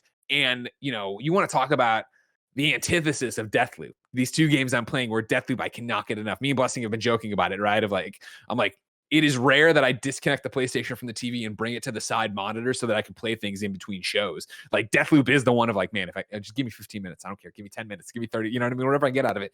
Whereas like Jett the Far Shore, I was like, I'm checking the email of like, how much longer, how much further can we play? Because I know it's not that much. Janet, you felt that too? I felt so much pain. I feel personally victimized by this game. And I'm, it's funny because, and what's such opposite previews, because for previews, like kind of inside baseball, you pretty much always want to be a little bit more conservative because you never want to say like, this is awesome. Because then what if it ends up not, what if it flubs the ending? What if you play more and it's like, oh shit. Right. Then you're like, just kidding. It sucked.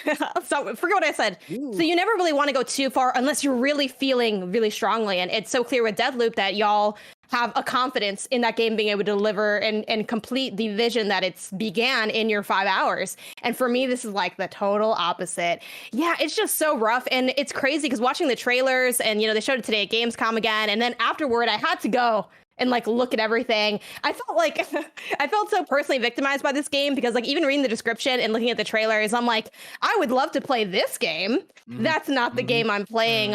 It's just so painfully boring. I found myself really having to, there are people out in this world that kind of look at our job and say like, oh, like it's so sorry you gotta play games and stuff. And I'm like, yeah, it's still hard work, putting the show together, doing all that stuff. But never did I feel more like my job was work than when previewing Jett the Far Shore and just really having to dig deep and will myself to play it after a long day of doing all of my other obligations because it was just so tedious and obtuse and it just controlled really badly. Like it's just bad.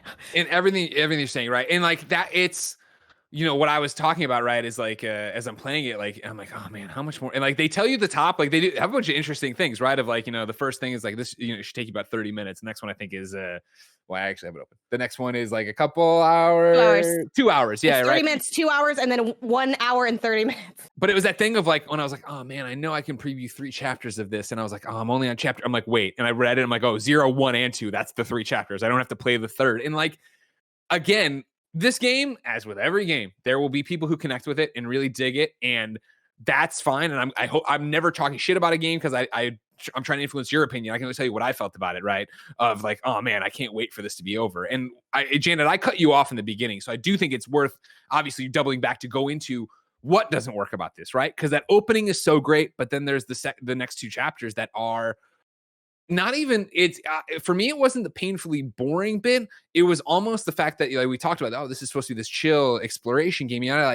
I felt the game itself overloaded me with information, and that then made me frustrated and then made me angry. And then I had a bug where something didn't even click. So it was like I'm doing what it wanted me to do, but it wasn't happening. And then I couldn't go back to see what they wanted me to do, even though I thought I heard it right and it wasn't working. And I had to restart. And it turned out I somehow totally not gotten a cutscene that then screwed up the order of operations, right? But what works so well in that first chapter is that you're this character, and obviously, it's not us, it's not Earth, or it doesn't seem like it. It's in, alien world where they have their own language. So you have to read captions. And I, in the beginning thing of this heartbreaking, like you're leaving your family, you're leaving your world, I thought, wow, this is working so well, blah, blah, blah. Then you get into the gameplay and you're flying the ship around. There are things you need to avoid. There are things you need to do. And then on top of that, it is giving you nonstop information. Your co-pilot is talking the entire time, but it's not English, so you can't listen and then play the game. You have to be glancing up and down and not missing anything, but then I'm running into things and then things are going off and I'm overheating the jet. I'm like, why am I? Oh God. Then it's like, okay, cool. And you're supposed to corner with the shoulder button to take the sharp turns and angle it, but I'm trying to use the right stick. So I'm not enjoying how it controls it whatsoever. Then later on it is like, okay, here's the mission objective, but they told me the mission objective rather than put it on the screen for anything, but it was captions, but I don't know what I'm doing. And it's like, oh my God, this is not relaxing. This is not, I'm playing it. I'm like, I'd much rather go play No Man's Sky and just do the mode that doesn't have the base building. Yeah, it's very jargon heavy. I think too, to zoom back out for the beginning part. For me, I was a little suspicious that I might not think this game is good nor like it, even in that first chapter, just because, and I do like the art overall, but when you're moving in first person, because there's different, the game's kind of broken into, I would say 3 core types of sections. So you can be in the ship walking around talking to your crew, or you can be on the ground on a not really a coastline or whatever, you're doing some exploration there, or you can be in your ship. Those are the 3 main modes of Sure. traversal in the game, with 2 of those being first person, the ones where you're not on the ship. And just the way you move and walk around, and it felt like I had texted Blessing this. I'm like, this game looks and feels like it was made in Dreams. And I say that not to diss Dreams, because I love Dreams, but if you've played a lot of Dream games, some of them that aren't as, I think creative in their implementation of the tool set that Dreams provide, some of them that are a little bit more surface level with that tool set end up having a very similar art style and a very similar feeling for the locomotion, where it's a little bit floaty, the camera sort of is bobbing up and down as you walk. It feels a bit off, something about it. But that's fine in a game like Dreams, where it's about creativity and making all these different types of levels. But in a game like Jet the Far Shore, where you're sort of expecting something a little bit that doesn't have those asterisks to it. I'm not here just to see someone's experiment. I'm here to have hopefully a good and positive experience with a fully fledged game. So even then I was a little suspicious. And then to Blessing, your point where you're like, oh, the opening, it didn't really compel me. And I'd love to, hear more of your thoughts on that first chapter, since that's what you played. For me, it drops you in and it starts you without having your main engine, kind of, for lack of the accurate term for it. So you're moving super slowly. So I'm like, it was a choice to start me off without getting to go quick. And then what sucks to me about that early bit even is it's teaching you how to move. And I kind of get that, because I'm like, oh, it's tutorialization.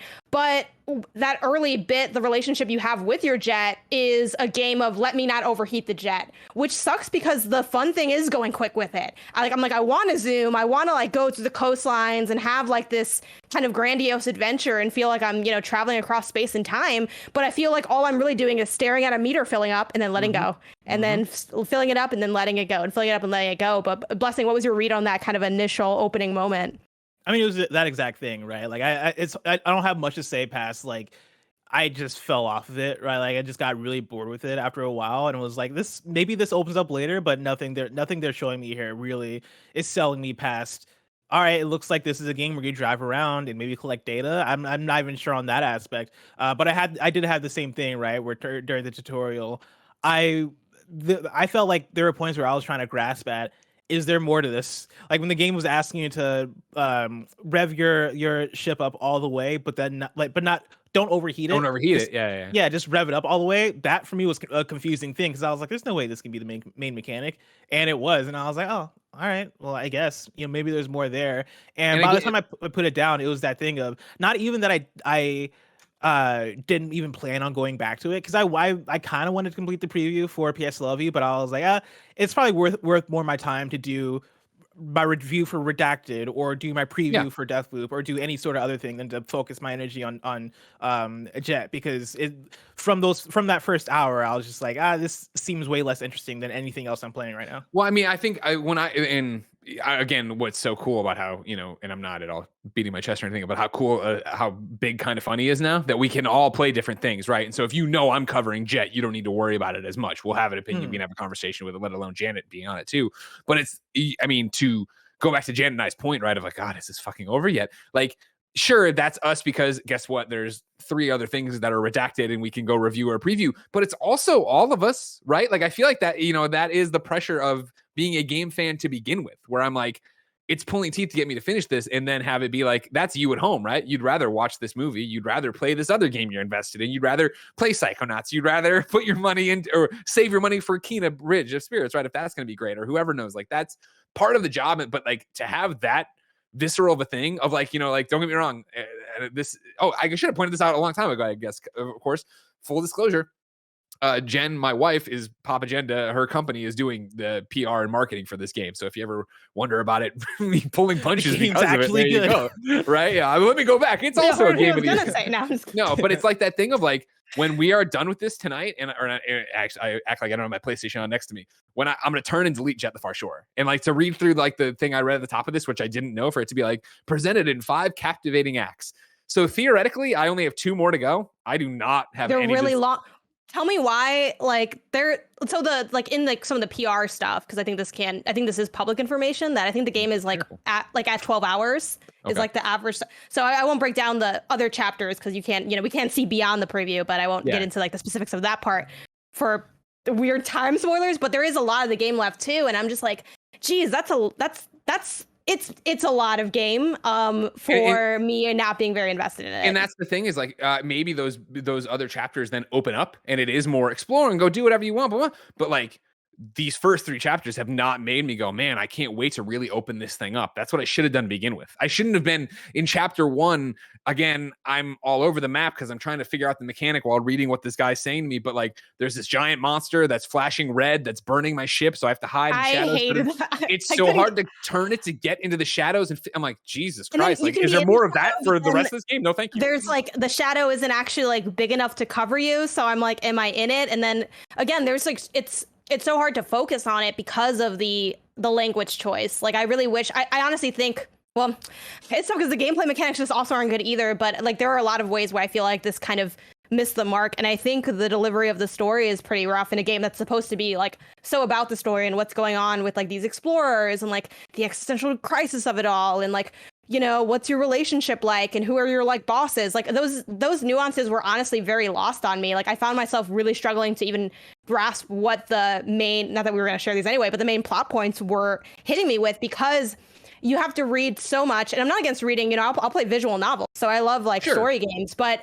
it also like auto goes through the stuff to it. Like you can speed it up, but you can't really like slow it down. So you're just like, I found myself having to just sit there and like read aloud and like really try to like focus in. And when I was driving, I would honestly just bring my ship to a stop to like read the directions. Because if I didn't, what a shitty way to fucking play this game where I'm on. supposed to be flying a goddamn spaceship. No, I don't want to sit there and read. Like, again, to my point, the co-pilot doesn't shut the fuck up. Like, you know what I mean? Like, he's always got something to say in this alien language. Like, all right, yeah, let's go. What's this? It's like, we have to beat a dead horse. Like, yeah, but I am not. I was excited for Jett the Far Shore before this. I've played 3 acts of it, and I am not excited for it, and will not play any further from here. I'm in the same boat. But yeah, I did take a lot of like notes on. It was wild because I don't know. It's been, as much as I think this might like surprise people, like it's very rare for me to have a game where I have this many negatives like over and over again. I think my only positive I can come up with is I think the OST, like the actual soundtrack, can be quite good. The sound design, soundtrack, good. Sound design, not a fan. I think it's too like meh, meh, meh over and over again when you're like burning in space. But the soundtrack itself, like there were a few key moments where, you know, it's zoomed out. You're sort of getting this almost like Aurora Borealis type look, and it's like very beautiful, and the soundtrack swelling up. And in those moments, I caught a glimpse of what the game is marketed as, and I think what they wanted it to like elicit. But those are so few and far in between that I think they're almost not worth noting. But I do want to point out the one thing that I did think was of value here that I appreciated from it. Yeah, I can definitely get behind that. I think the soundtrack's awesome. And I do think like it's one of those weird ones where at times I think the art style works really well, but then the majority of the time it doesn't. Like I think flying around the alien world, like I don't mean to keep comparing it to No Man's Sky, which is a very different game, but No Man's Sky is and always was to me, right? Like the what's around the next corner. Oh, it's this crazy color, or it is really dark, or it is this thing. And this is like a brown. This is like a brown, a gray. And I granted that's the planet you've landed on or whatever, but I'm like, this doesn't make me weird tree, weird rock, and the names too. I'm like, I'm not registering any of. It's all just going through. And that's the thing again of like I'm reading what the guy's saying. I'm flying, trying to figure out the mechanics. Then I'm scanning things, and it's just naming them gibberish. I'm like, all right, okay, like you know, like. The objective that you can drop down to is also like unnecessarily vague. I'm like, just remind me, scan the thing. Like I shouldn't have to re-scrub through voice lines to like it. Yeah, there's just, I feel very like vindicated in being able to like have this conversation at least. And again, it is a bummer because I think we're all looking for those, especially indie games on PlayStation to highlight. And I was, really hoping this could be one of them, but yeah, doesn't seem to be the case. Let me tell you guys about the Forgotten City. It's a great game. I know it's on my thing, but I have so many other things to play. Play it. It's so good. More people need to play that game. Yeah, I want to play that. We will play the Forgotten City, but for now, why don't you hit me with some PlayStation updates? I got some updates for you. Of course, this is your greatest hits of PlayStation news for the week, and this week is Gamescom. We got Gamescom opening night live, which had some cool updates. And so let's start with the big one being Horizon Forbidden West is officially coming February 18th. 2022. And speaking of, Guerrilla also confirmed that the 60 FPS patch for Horizon Zero Dawn is out right now. But February, that's exciting. Yeah, not unexpected, right? Like obviously, Greg Miller, your friend, your PlayStation expert's been saying for years this thing's not going to make it this year, but nobody wanted to listen to him. But then, of course, just a few weeks ago, right, we had the Schreier and Grubb reporting on the same day of like, yeah, this has been officially delayed. So not unexpected. February is not that far, and again, take all the time you need for it. Yeah, February was better than I expected. When you say that a game is going to get delayed out of 2021, that could mean anything, right? That could mean that, maybe we see this game in April. Remember that year that Last of Us 2 got delayed into like way later. I forget when exactly Last of Us Part 2 was supposed to come out first, but I swear that game got delayed like half a year. February 14th, something like that, or like around there, and then got delayed a couple months, and then a couple months later after that. Yeah, and so like there's always a level of mystery and a level of apprehension when it comes to, oh man, this game's getting delayed into next year. Oh, when are we actually going to see it then? But I think February is good news, and that kind of in a cool way lines it up with Horizon Zero Dawn when that game first came out in 2017. And so right now, early next year is looking pretty busy, especially coming out off of opening night live. It seems like a lot of games are slated for around that time, and so which games stick? We shall see. Who's going to run from that February timeframe since everybody's coming to February now? Especially whenever Breath of the Wild 2 date gets announced. You think that game comes out in February? I could imagine it in early March. God. Yeah. Oh, could you imagine? Yeah, it's like we lived it. It happened. We were there. Like for a second time in a row where they're like, Breath of the Wild 2 is coming out the first week of March. Simulation theory gets more and more realistic as we start to like, who's writing this stuff? Who's scripting this? Really it's so clear. Come on now. Also at that opening night live, we got the reveal of Marvel Midnight Suns being developed by Firaxis and coming March 2022, speaking of that spring. And that is a tactics RPG. You have a customizable protagonist. You live with the Marvel heroes, and there's going to be a gameplay reveal for that one September 1st. And we talked a little bit about this game a little bit earlier in the summer because there were reports, I believe, from Video Games Chronicle about a XCOM-like Marvel game, and this is that game. And it looks really cool. Yeah, all we have is the trailer, right? Which then a lot of talk, which is good. I mean, I'm glad they're talking about it to some degree. Yeah, 13 playable characters, I think is what they've said now. Ghost Rider's in it, hell yeah.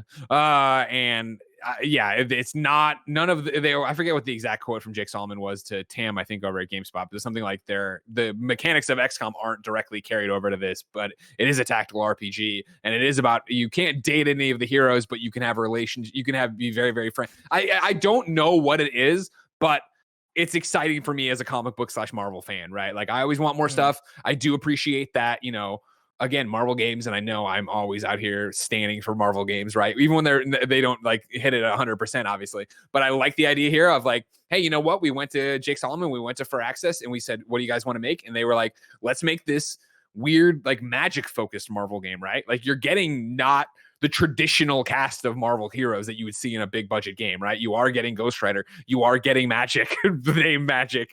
You're getting this new character they invented for this to go do. It's like, okay, cool. Like, I don't know what this is going to be. I think it is going to be a bit weirder and more dark than people expect. And let's see what it's all about. I'm down. Yeah, it's one that I totally dug the art style for too. Like the characters seem to have like interesting looks to their costumes. Like even Wolverine, who's a character that I associate with being like mad and angry and raged out. He has like cool markings on his costume, and I was like, damn, this seems like it's gonna be really cool. And so I'm all about that. We also got Saints Row announced. That's launching on February 25th, 2022. Speaking of February games coming out next year, and that's one that I got to see behind closed doors preview of, and it looks really cool. It's a reboot from the ground up. There are new characters. It's a new town. Location is called Santo Eliso, which takes place in the American Southwest. And so it's a lot of desert. It's a lot of varied environments. I compare it a little bit to something like Grand Theft Auto San Andreas in terms of what they're going for, in terms of the diversity in the town there that the game takes place in. But then also you have the desert areas. You have off-road vehicles you can fuck around with. Once you get into the city, you can do wingsuiting off of buildings. Like they're trying to build toward really giving their 9 districts all their own personalities. And it's going back to being a more grounded Saints Row game, whatever that means to you. And so like if you're a fan of Saints Row 2 or Saints Row 3, then this is one that should speak to you. And in my behind the closed doors, they mentioned specifically that, hey, don't look forward to like alien invasions or superpowers. We're trying to harken back to the roots of Saints Row and make it this funny, over-the-top story of this crime enterprise being built from the ground up, where you're playing the boss and you're recruiting people, and there are 3 other gangs in the city and you're going up against them. It is what you would consider from the heart of Saints Row, the classic Saints Row games. This game seems like it's aiming to be that. And from the gameplay I saw, I think the game looks beautiful. I think it looks fun. It seems to be going hard in terms of being a sandbox game where you can fuck around, do what you want, and really have fun. And so I'm all about it. I'm very hyped for it. And again, that's coming out February 25th, 2022. I don't know if you guys have any sort of affinity for Saints Row. For me, it's this is the angle to make me interested in it, if that makes sense, right? The crazy, zany, sandboxy, do whatever the hell you want Saints Row, I would always do the preview events for. I would get the final game and play a few hours of, but I would eventually get distracted because it's cool to run around with the dildo bat and a fucking weird cat car, but like I'd rather there be more of a story to it. So to what you've described in the Gamescast at length, which everybody should go listen to, of, this like, millennial take, not in a weird way, but in a, a more modern, like the student loan and how we're going to fight back against the man and stuff like that. I'm like, that sounds interesting from a narrative perspective to get me in, especially somebody like Watch Dogs 2, which I think Marcus in his story, is so much like that. Shannon, does it do anything for you? A little bit. I mean, I think Saints Row is definitely like a franchise that gets talked about a lot, but I also think it's been, a while. So it's kind of one of those things where it's like, is this going to, come back in a big way? And now it's going to be like the next new thing and hot in the streets, or are people going to be like, I think we've kind of grown past this. It sounds like they're making enough changes to try to like modernize it in a way that makes it still relevant today. I feel like they clearly are like at least leading with that. So I'm interested to jump in. But honestly, what I tweeted out was like, for me, Saints Row, all I've ever really known about it is it's like GTA, but not, or it's like bootleg GTA, and then the dildo bat thing. Literally the only 2 things like that, and they send everyone dildo bats. That's all I know about it. I'm like, that's not necessarily enough to like get me in initially, but this gives me like a reason for, okay, now it's relevant again. Let me jump in and see how it is. So I'm interested, but I'm not like, oh my God, finally. Like I'm not like a Saints Row stan or anything, but I'm interested.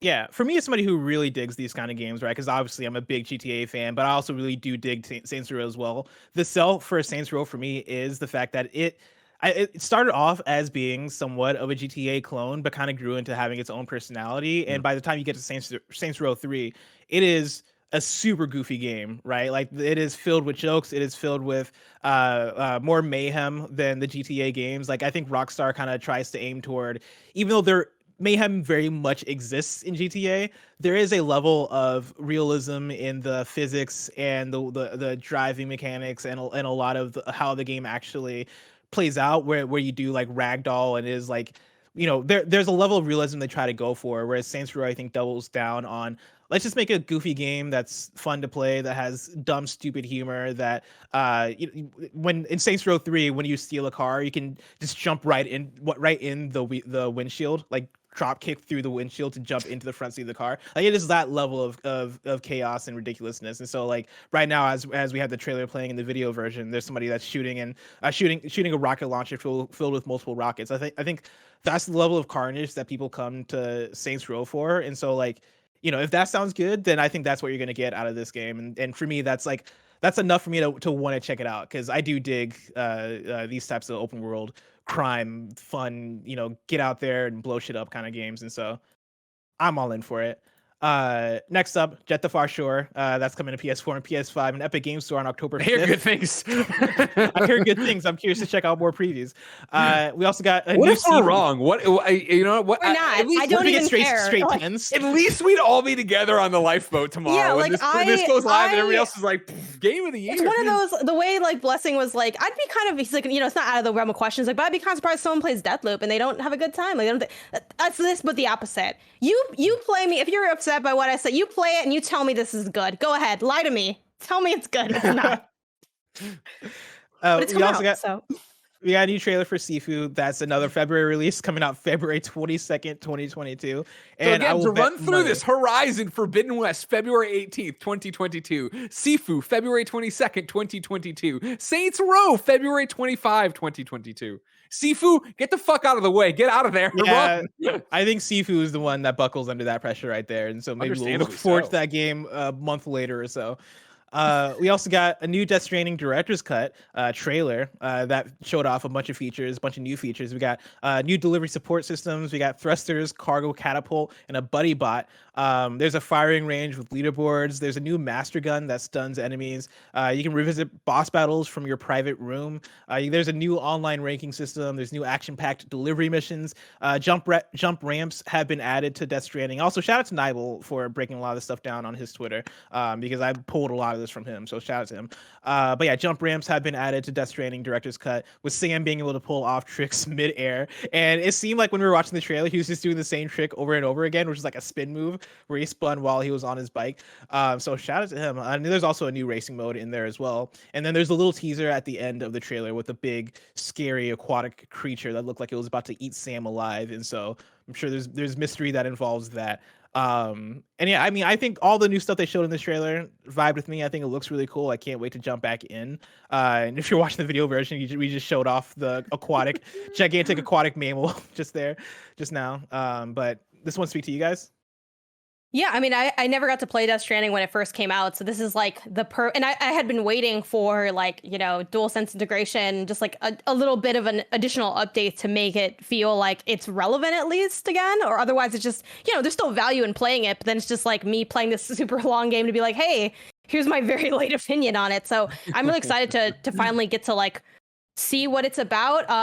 Obviously I already know all the discourse out there, which is very much split, but I also saw, one thing that came out of this specifically, a lot of people were like, oh, this, some of the traversal elements at least kind of maybe can quote unquote fix some of the elements that people found a little arduous or a little boring, like especially the traversal and the way like the bike could get stuck in like the little cracks and things like that. So this will presumably be the best version of this game, even if it's not like that drastically different.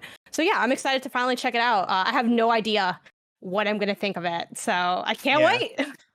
I love that in traditional action games, when you have like a new set of DLC or DLC items, usually it's, all right, we're going to add in a new rocket launcher, or we're going to add in a new like gigantic machine gun that does crazy shit. But for Death Stranding, it's like, we're going to add in a robot that helps you transport things a little bit easier. Yeah, and it's cute. Yeah, for me, I played and beat Death Stranding when we reviewed it back in the day, and really liked it. Like I really had a great time with it. But I've always been that one that I never went back to. I was like early on, I'd be like, maybe I'll platinum it, and then I just never ever got back into it. And so looking at all this stuff, I see it, and I'm like, man, being able to jump down and glide, doing the cargo, all that stuff, I'm like, that all looks great. But I still feel like, especially for 9/24, September 24th, right? Like I'll be so close to this kid arriving, and when the kid does, and I'm having all this limited gaming time, I don't see myself doubling back for this. But it's because I got what I wanted out of Death Stranding. I already enjoyed it. Now it's time for PlayStation picks. This is where we highlight a few of the cool looking games coming to PSN this week. The big hitters, of course, are Aliens Fireteam Elite. That came to PS5 and PS4 on Tuesday, August 24th.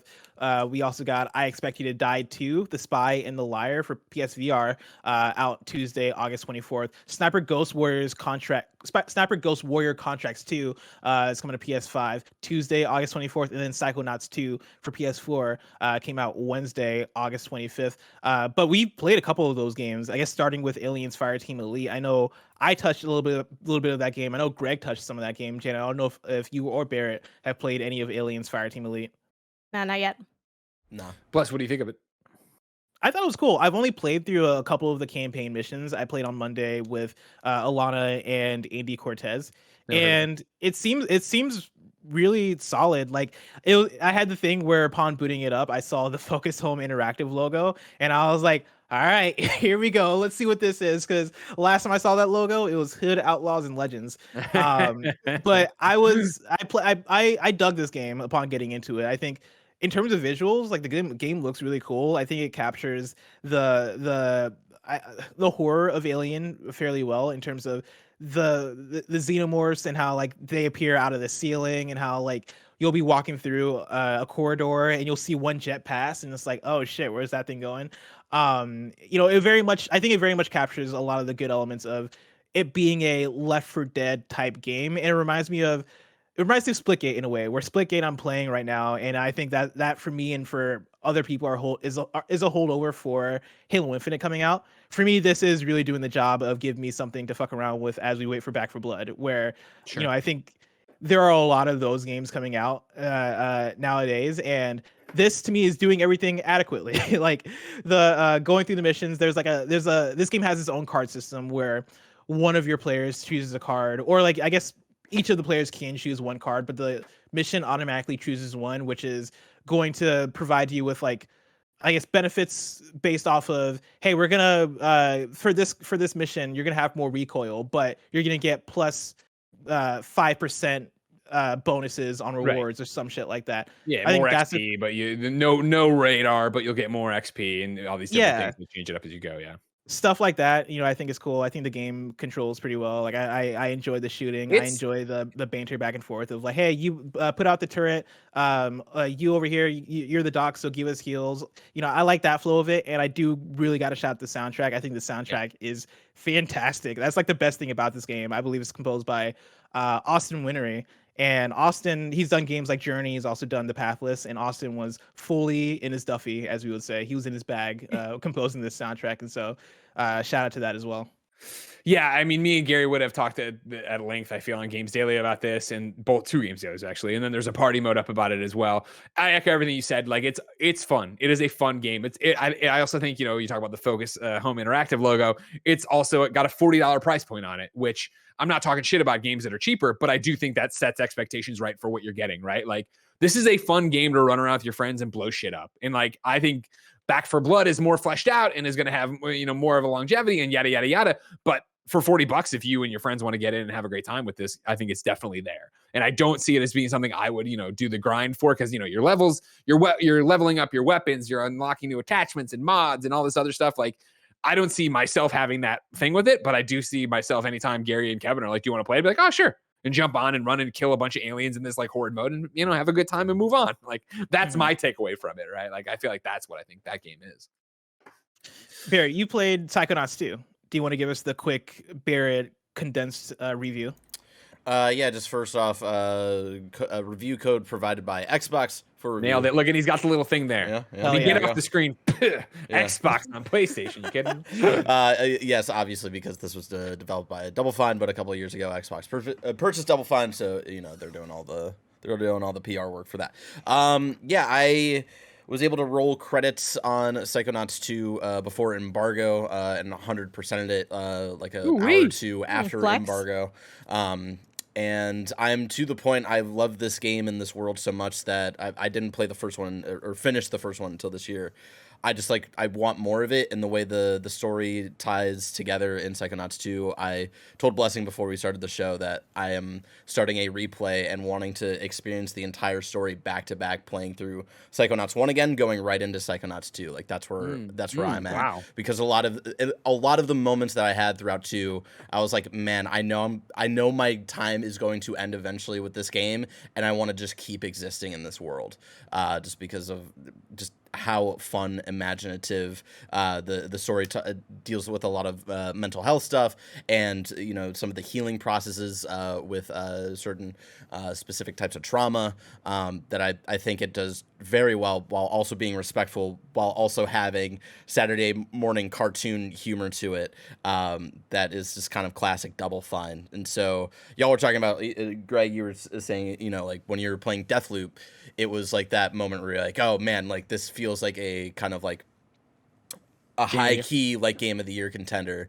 And when Paris and I had Mike and I previewed this game a month ago, I had that feeling for this game just when we previewed it. And I was like, there's always that question of like, okay, like when we get the full game, we'll see if it hits as well. And it's like, I'd argue it hit even more being able to get the full experience. So yes, yeah. I think this is a game to absolutely try out. I know it's a hard sell to go back to the first one, especially like I'm replaying the first one right now. And yeah, there's like, platforming stuff that doesn't hold up super well, but I still think it's a very like imaginative and fun story. The beginning of the second game opens up with like a great recap of the first game, and the VR game Rhombus of Ruin, which does have like some important moments in it. So yeah, I'm going back and playing through it all over again. That's how much I love it. I implore anybody else to check it out. And I'm gonna try to get the platinum. There's definitely some things in there I'm like, that might take a little bit to actually do, but we'll see how that goes. But yes, I encourage everybody to check it out, because I do think it's a high key game of the year contender. Nice. Yeah, I need to play it, but it's on the list of other things and get through the work things to get to it. Yeah, I'm in the same place. I want to download it because it seems like enough people are being like, yo, this is one of the best games of the year, and I'm really excited because this year seems to be the year of game of the year level platformers between It Takes Two, Ratchet and Clank, and now this. Blessing. So I love that. As someone who also loves Donkey Kong 64 as much as I do, I think you are going to love this game because it does the 3D platforming so well, and it does it's another collectathon, but it's a really good collectathon. Where like we can kind of admit DK64 collectathon gets a little too much, but I think like the balance of what this does as a platformer and as a collectathon, it was bringing me back to that like N64 era game, those PS2 era games. It's just you sold me. Yeah, there you go. You sold me. You know what game I've been thinking about a little bit lately? Tak and the Power of Juju. Shout out to Jack.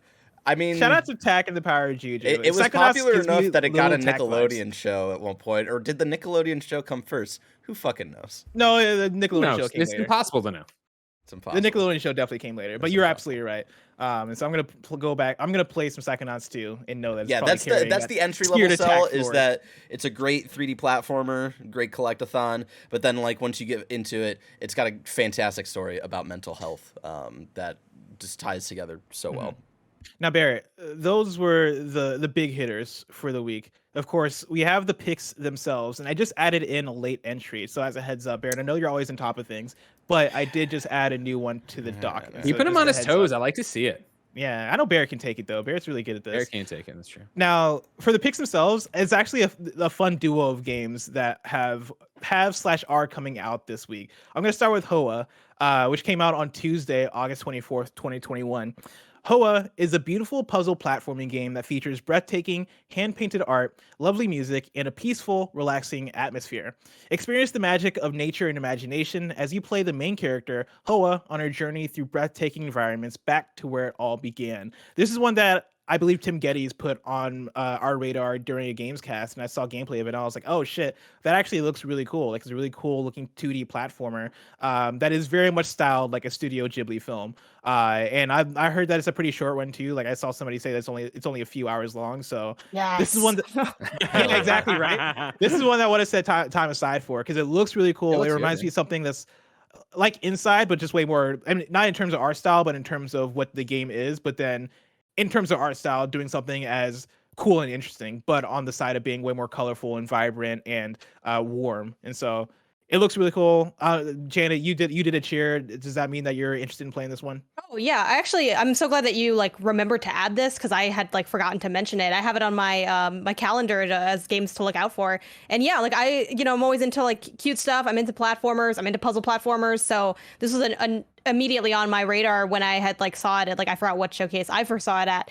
And right now I just did a quick look at the Metacritic. It's sitting between like a 70 and a 75, which like that's fine. Like I think for me, like, well, especially when I think a lot of players are like this, when it's a genre that you really like, it doesn't need to necessarily reinvent the wheel to be something that's enjoyable. So yeah, I definitely want to check this one out.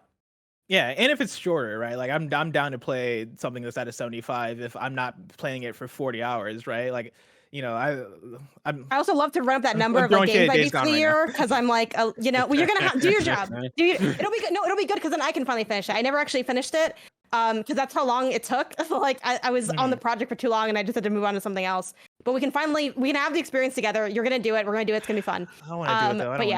I don't want to do it. He says I don't want to do it. For sure, and I did it. Okay, buck up. I don't want to play this game, Logan. And play this game. Just play it. It'll be fine. Maybe we'd do it together, and then we could like figure something out or something. We'll see. There's a lot of games coming out. I don't know if you've seen next me. February. We're gonna do this. There's a lot going on next February. I don't know if you've seen this. I gotta play the games that are coming out. Our other PlayStation pick for the week is Baldo, the Guardian Owls. That's coming to PS4 Friday, August 27th. Traverse this captivating open world as Baldo and meet a host of quirky and unforgettable characters as he struggle to decipher the cryptic prophecy and thwart destiny. From delightful whimsy to thrilling adventure, discover new towns and their distinctive inhabitants, fight ferocious foes, locate hidden temples, and collect objects both magical and mundane to obtain powerful new weapons or to help unveil the myriad secrets of this strange land. Now, I mentioned earlier that this is an interesting duo of PlayStation picks, and that is because they're both very unabashedly Studio Ghibli-like Miyazaki-style games, but this is more of a Zelda-like than a 2D platformer. And so, if you're a fan of Studio Ghibli, you're eating this week. That was cute. Enjoy. Enjoy. And ladies and gentlemen, that's another episode, a massive episode of PS I Love You XOXO. Thank you so much for joining us for our Deathloop and Jett the Far Shore previews. Remember, PS I Love You XOXO is Kinda Funny's PlayStation podcast. It posts each and every Tuesday, normally at 6 a.m. Pacific time. You can check it out on youtube.com/kindafunnygames, roosterteeth.com, and podcast services around the globe each and every week. Of course, though, it means a lot to us if you went to patreon.com/kindafunnygames, where, of course, you could write in to be part of the show. You could get the show with, of course, your name being read as a Patreon producer, with you submitting your trophies, with you doing all sorts of stuff like that to be in the actual show. You could usually watch us live as we record it. You could, of course, get it ad-free, and normally you could get it with a post-show. But ladies and gentlemen, I'm Greg Miller, the CEO of Kinda Funny, and one of the things that our industry struggles with, of course, is a work-life balance. Blessing, myself, Barrett, Janet was on Games Daily. We've been live all day with about 2 hours, I think, of break time between all of us, and it's now 5:23 in the evening, and I will not make the staff work longer. So I hope you understand no Patreon post show today. If you need to understand why, please head over to youtube.com/kindafunnygames, where, of course, you can catch the XCast recapping yesterday's Xbox thing, the live reaction to yesterday's Xbox thing, the live reactions, the one night only live today, whatever the fuck it is, Jeff Keighley Express Train. You can then get the Gamescast that's all about it. You can catch Kinda Funny Games Daily that Janet did and produced today. You can go to Kinda Funny YouTube and you can catch the What If reactions. We've all been breaking it over here because this is a full-blown conference. So you understand, as we continue to cover Gamescom here, we're going to take it easy. Blessing will eat something other than one almond and a burrito today. Eating these almonds for 2 shows straight. And Jesus a stream. Christ. Everybody, it's time to get some rest. Go home, play Marvel Future Revolution on your phone like I'm going to in bed after I take a baby class. It's a whole thing. Ladies and gentlemen, basically what I'm saying is, until next time, it's been our pleasure to serve you.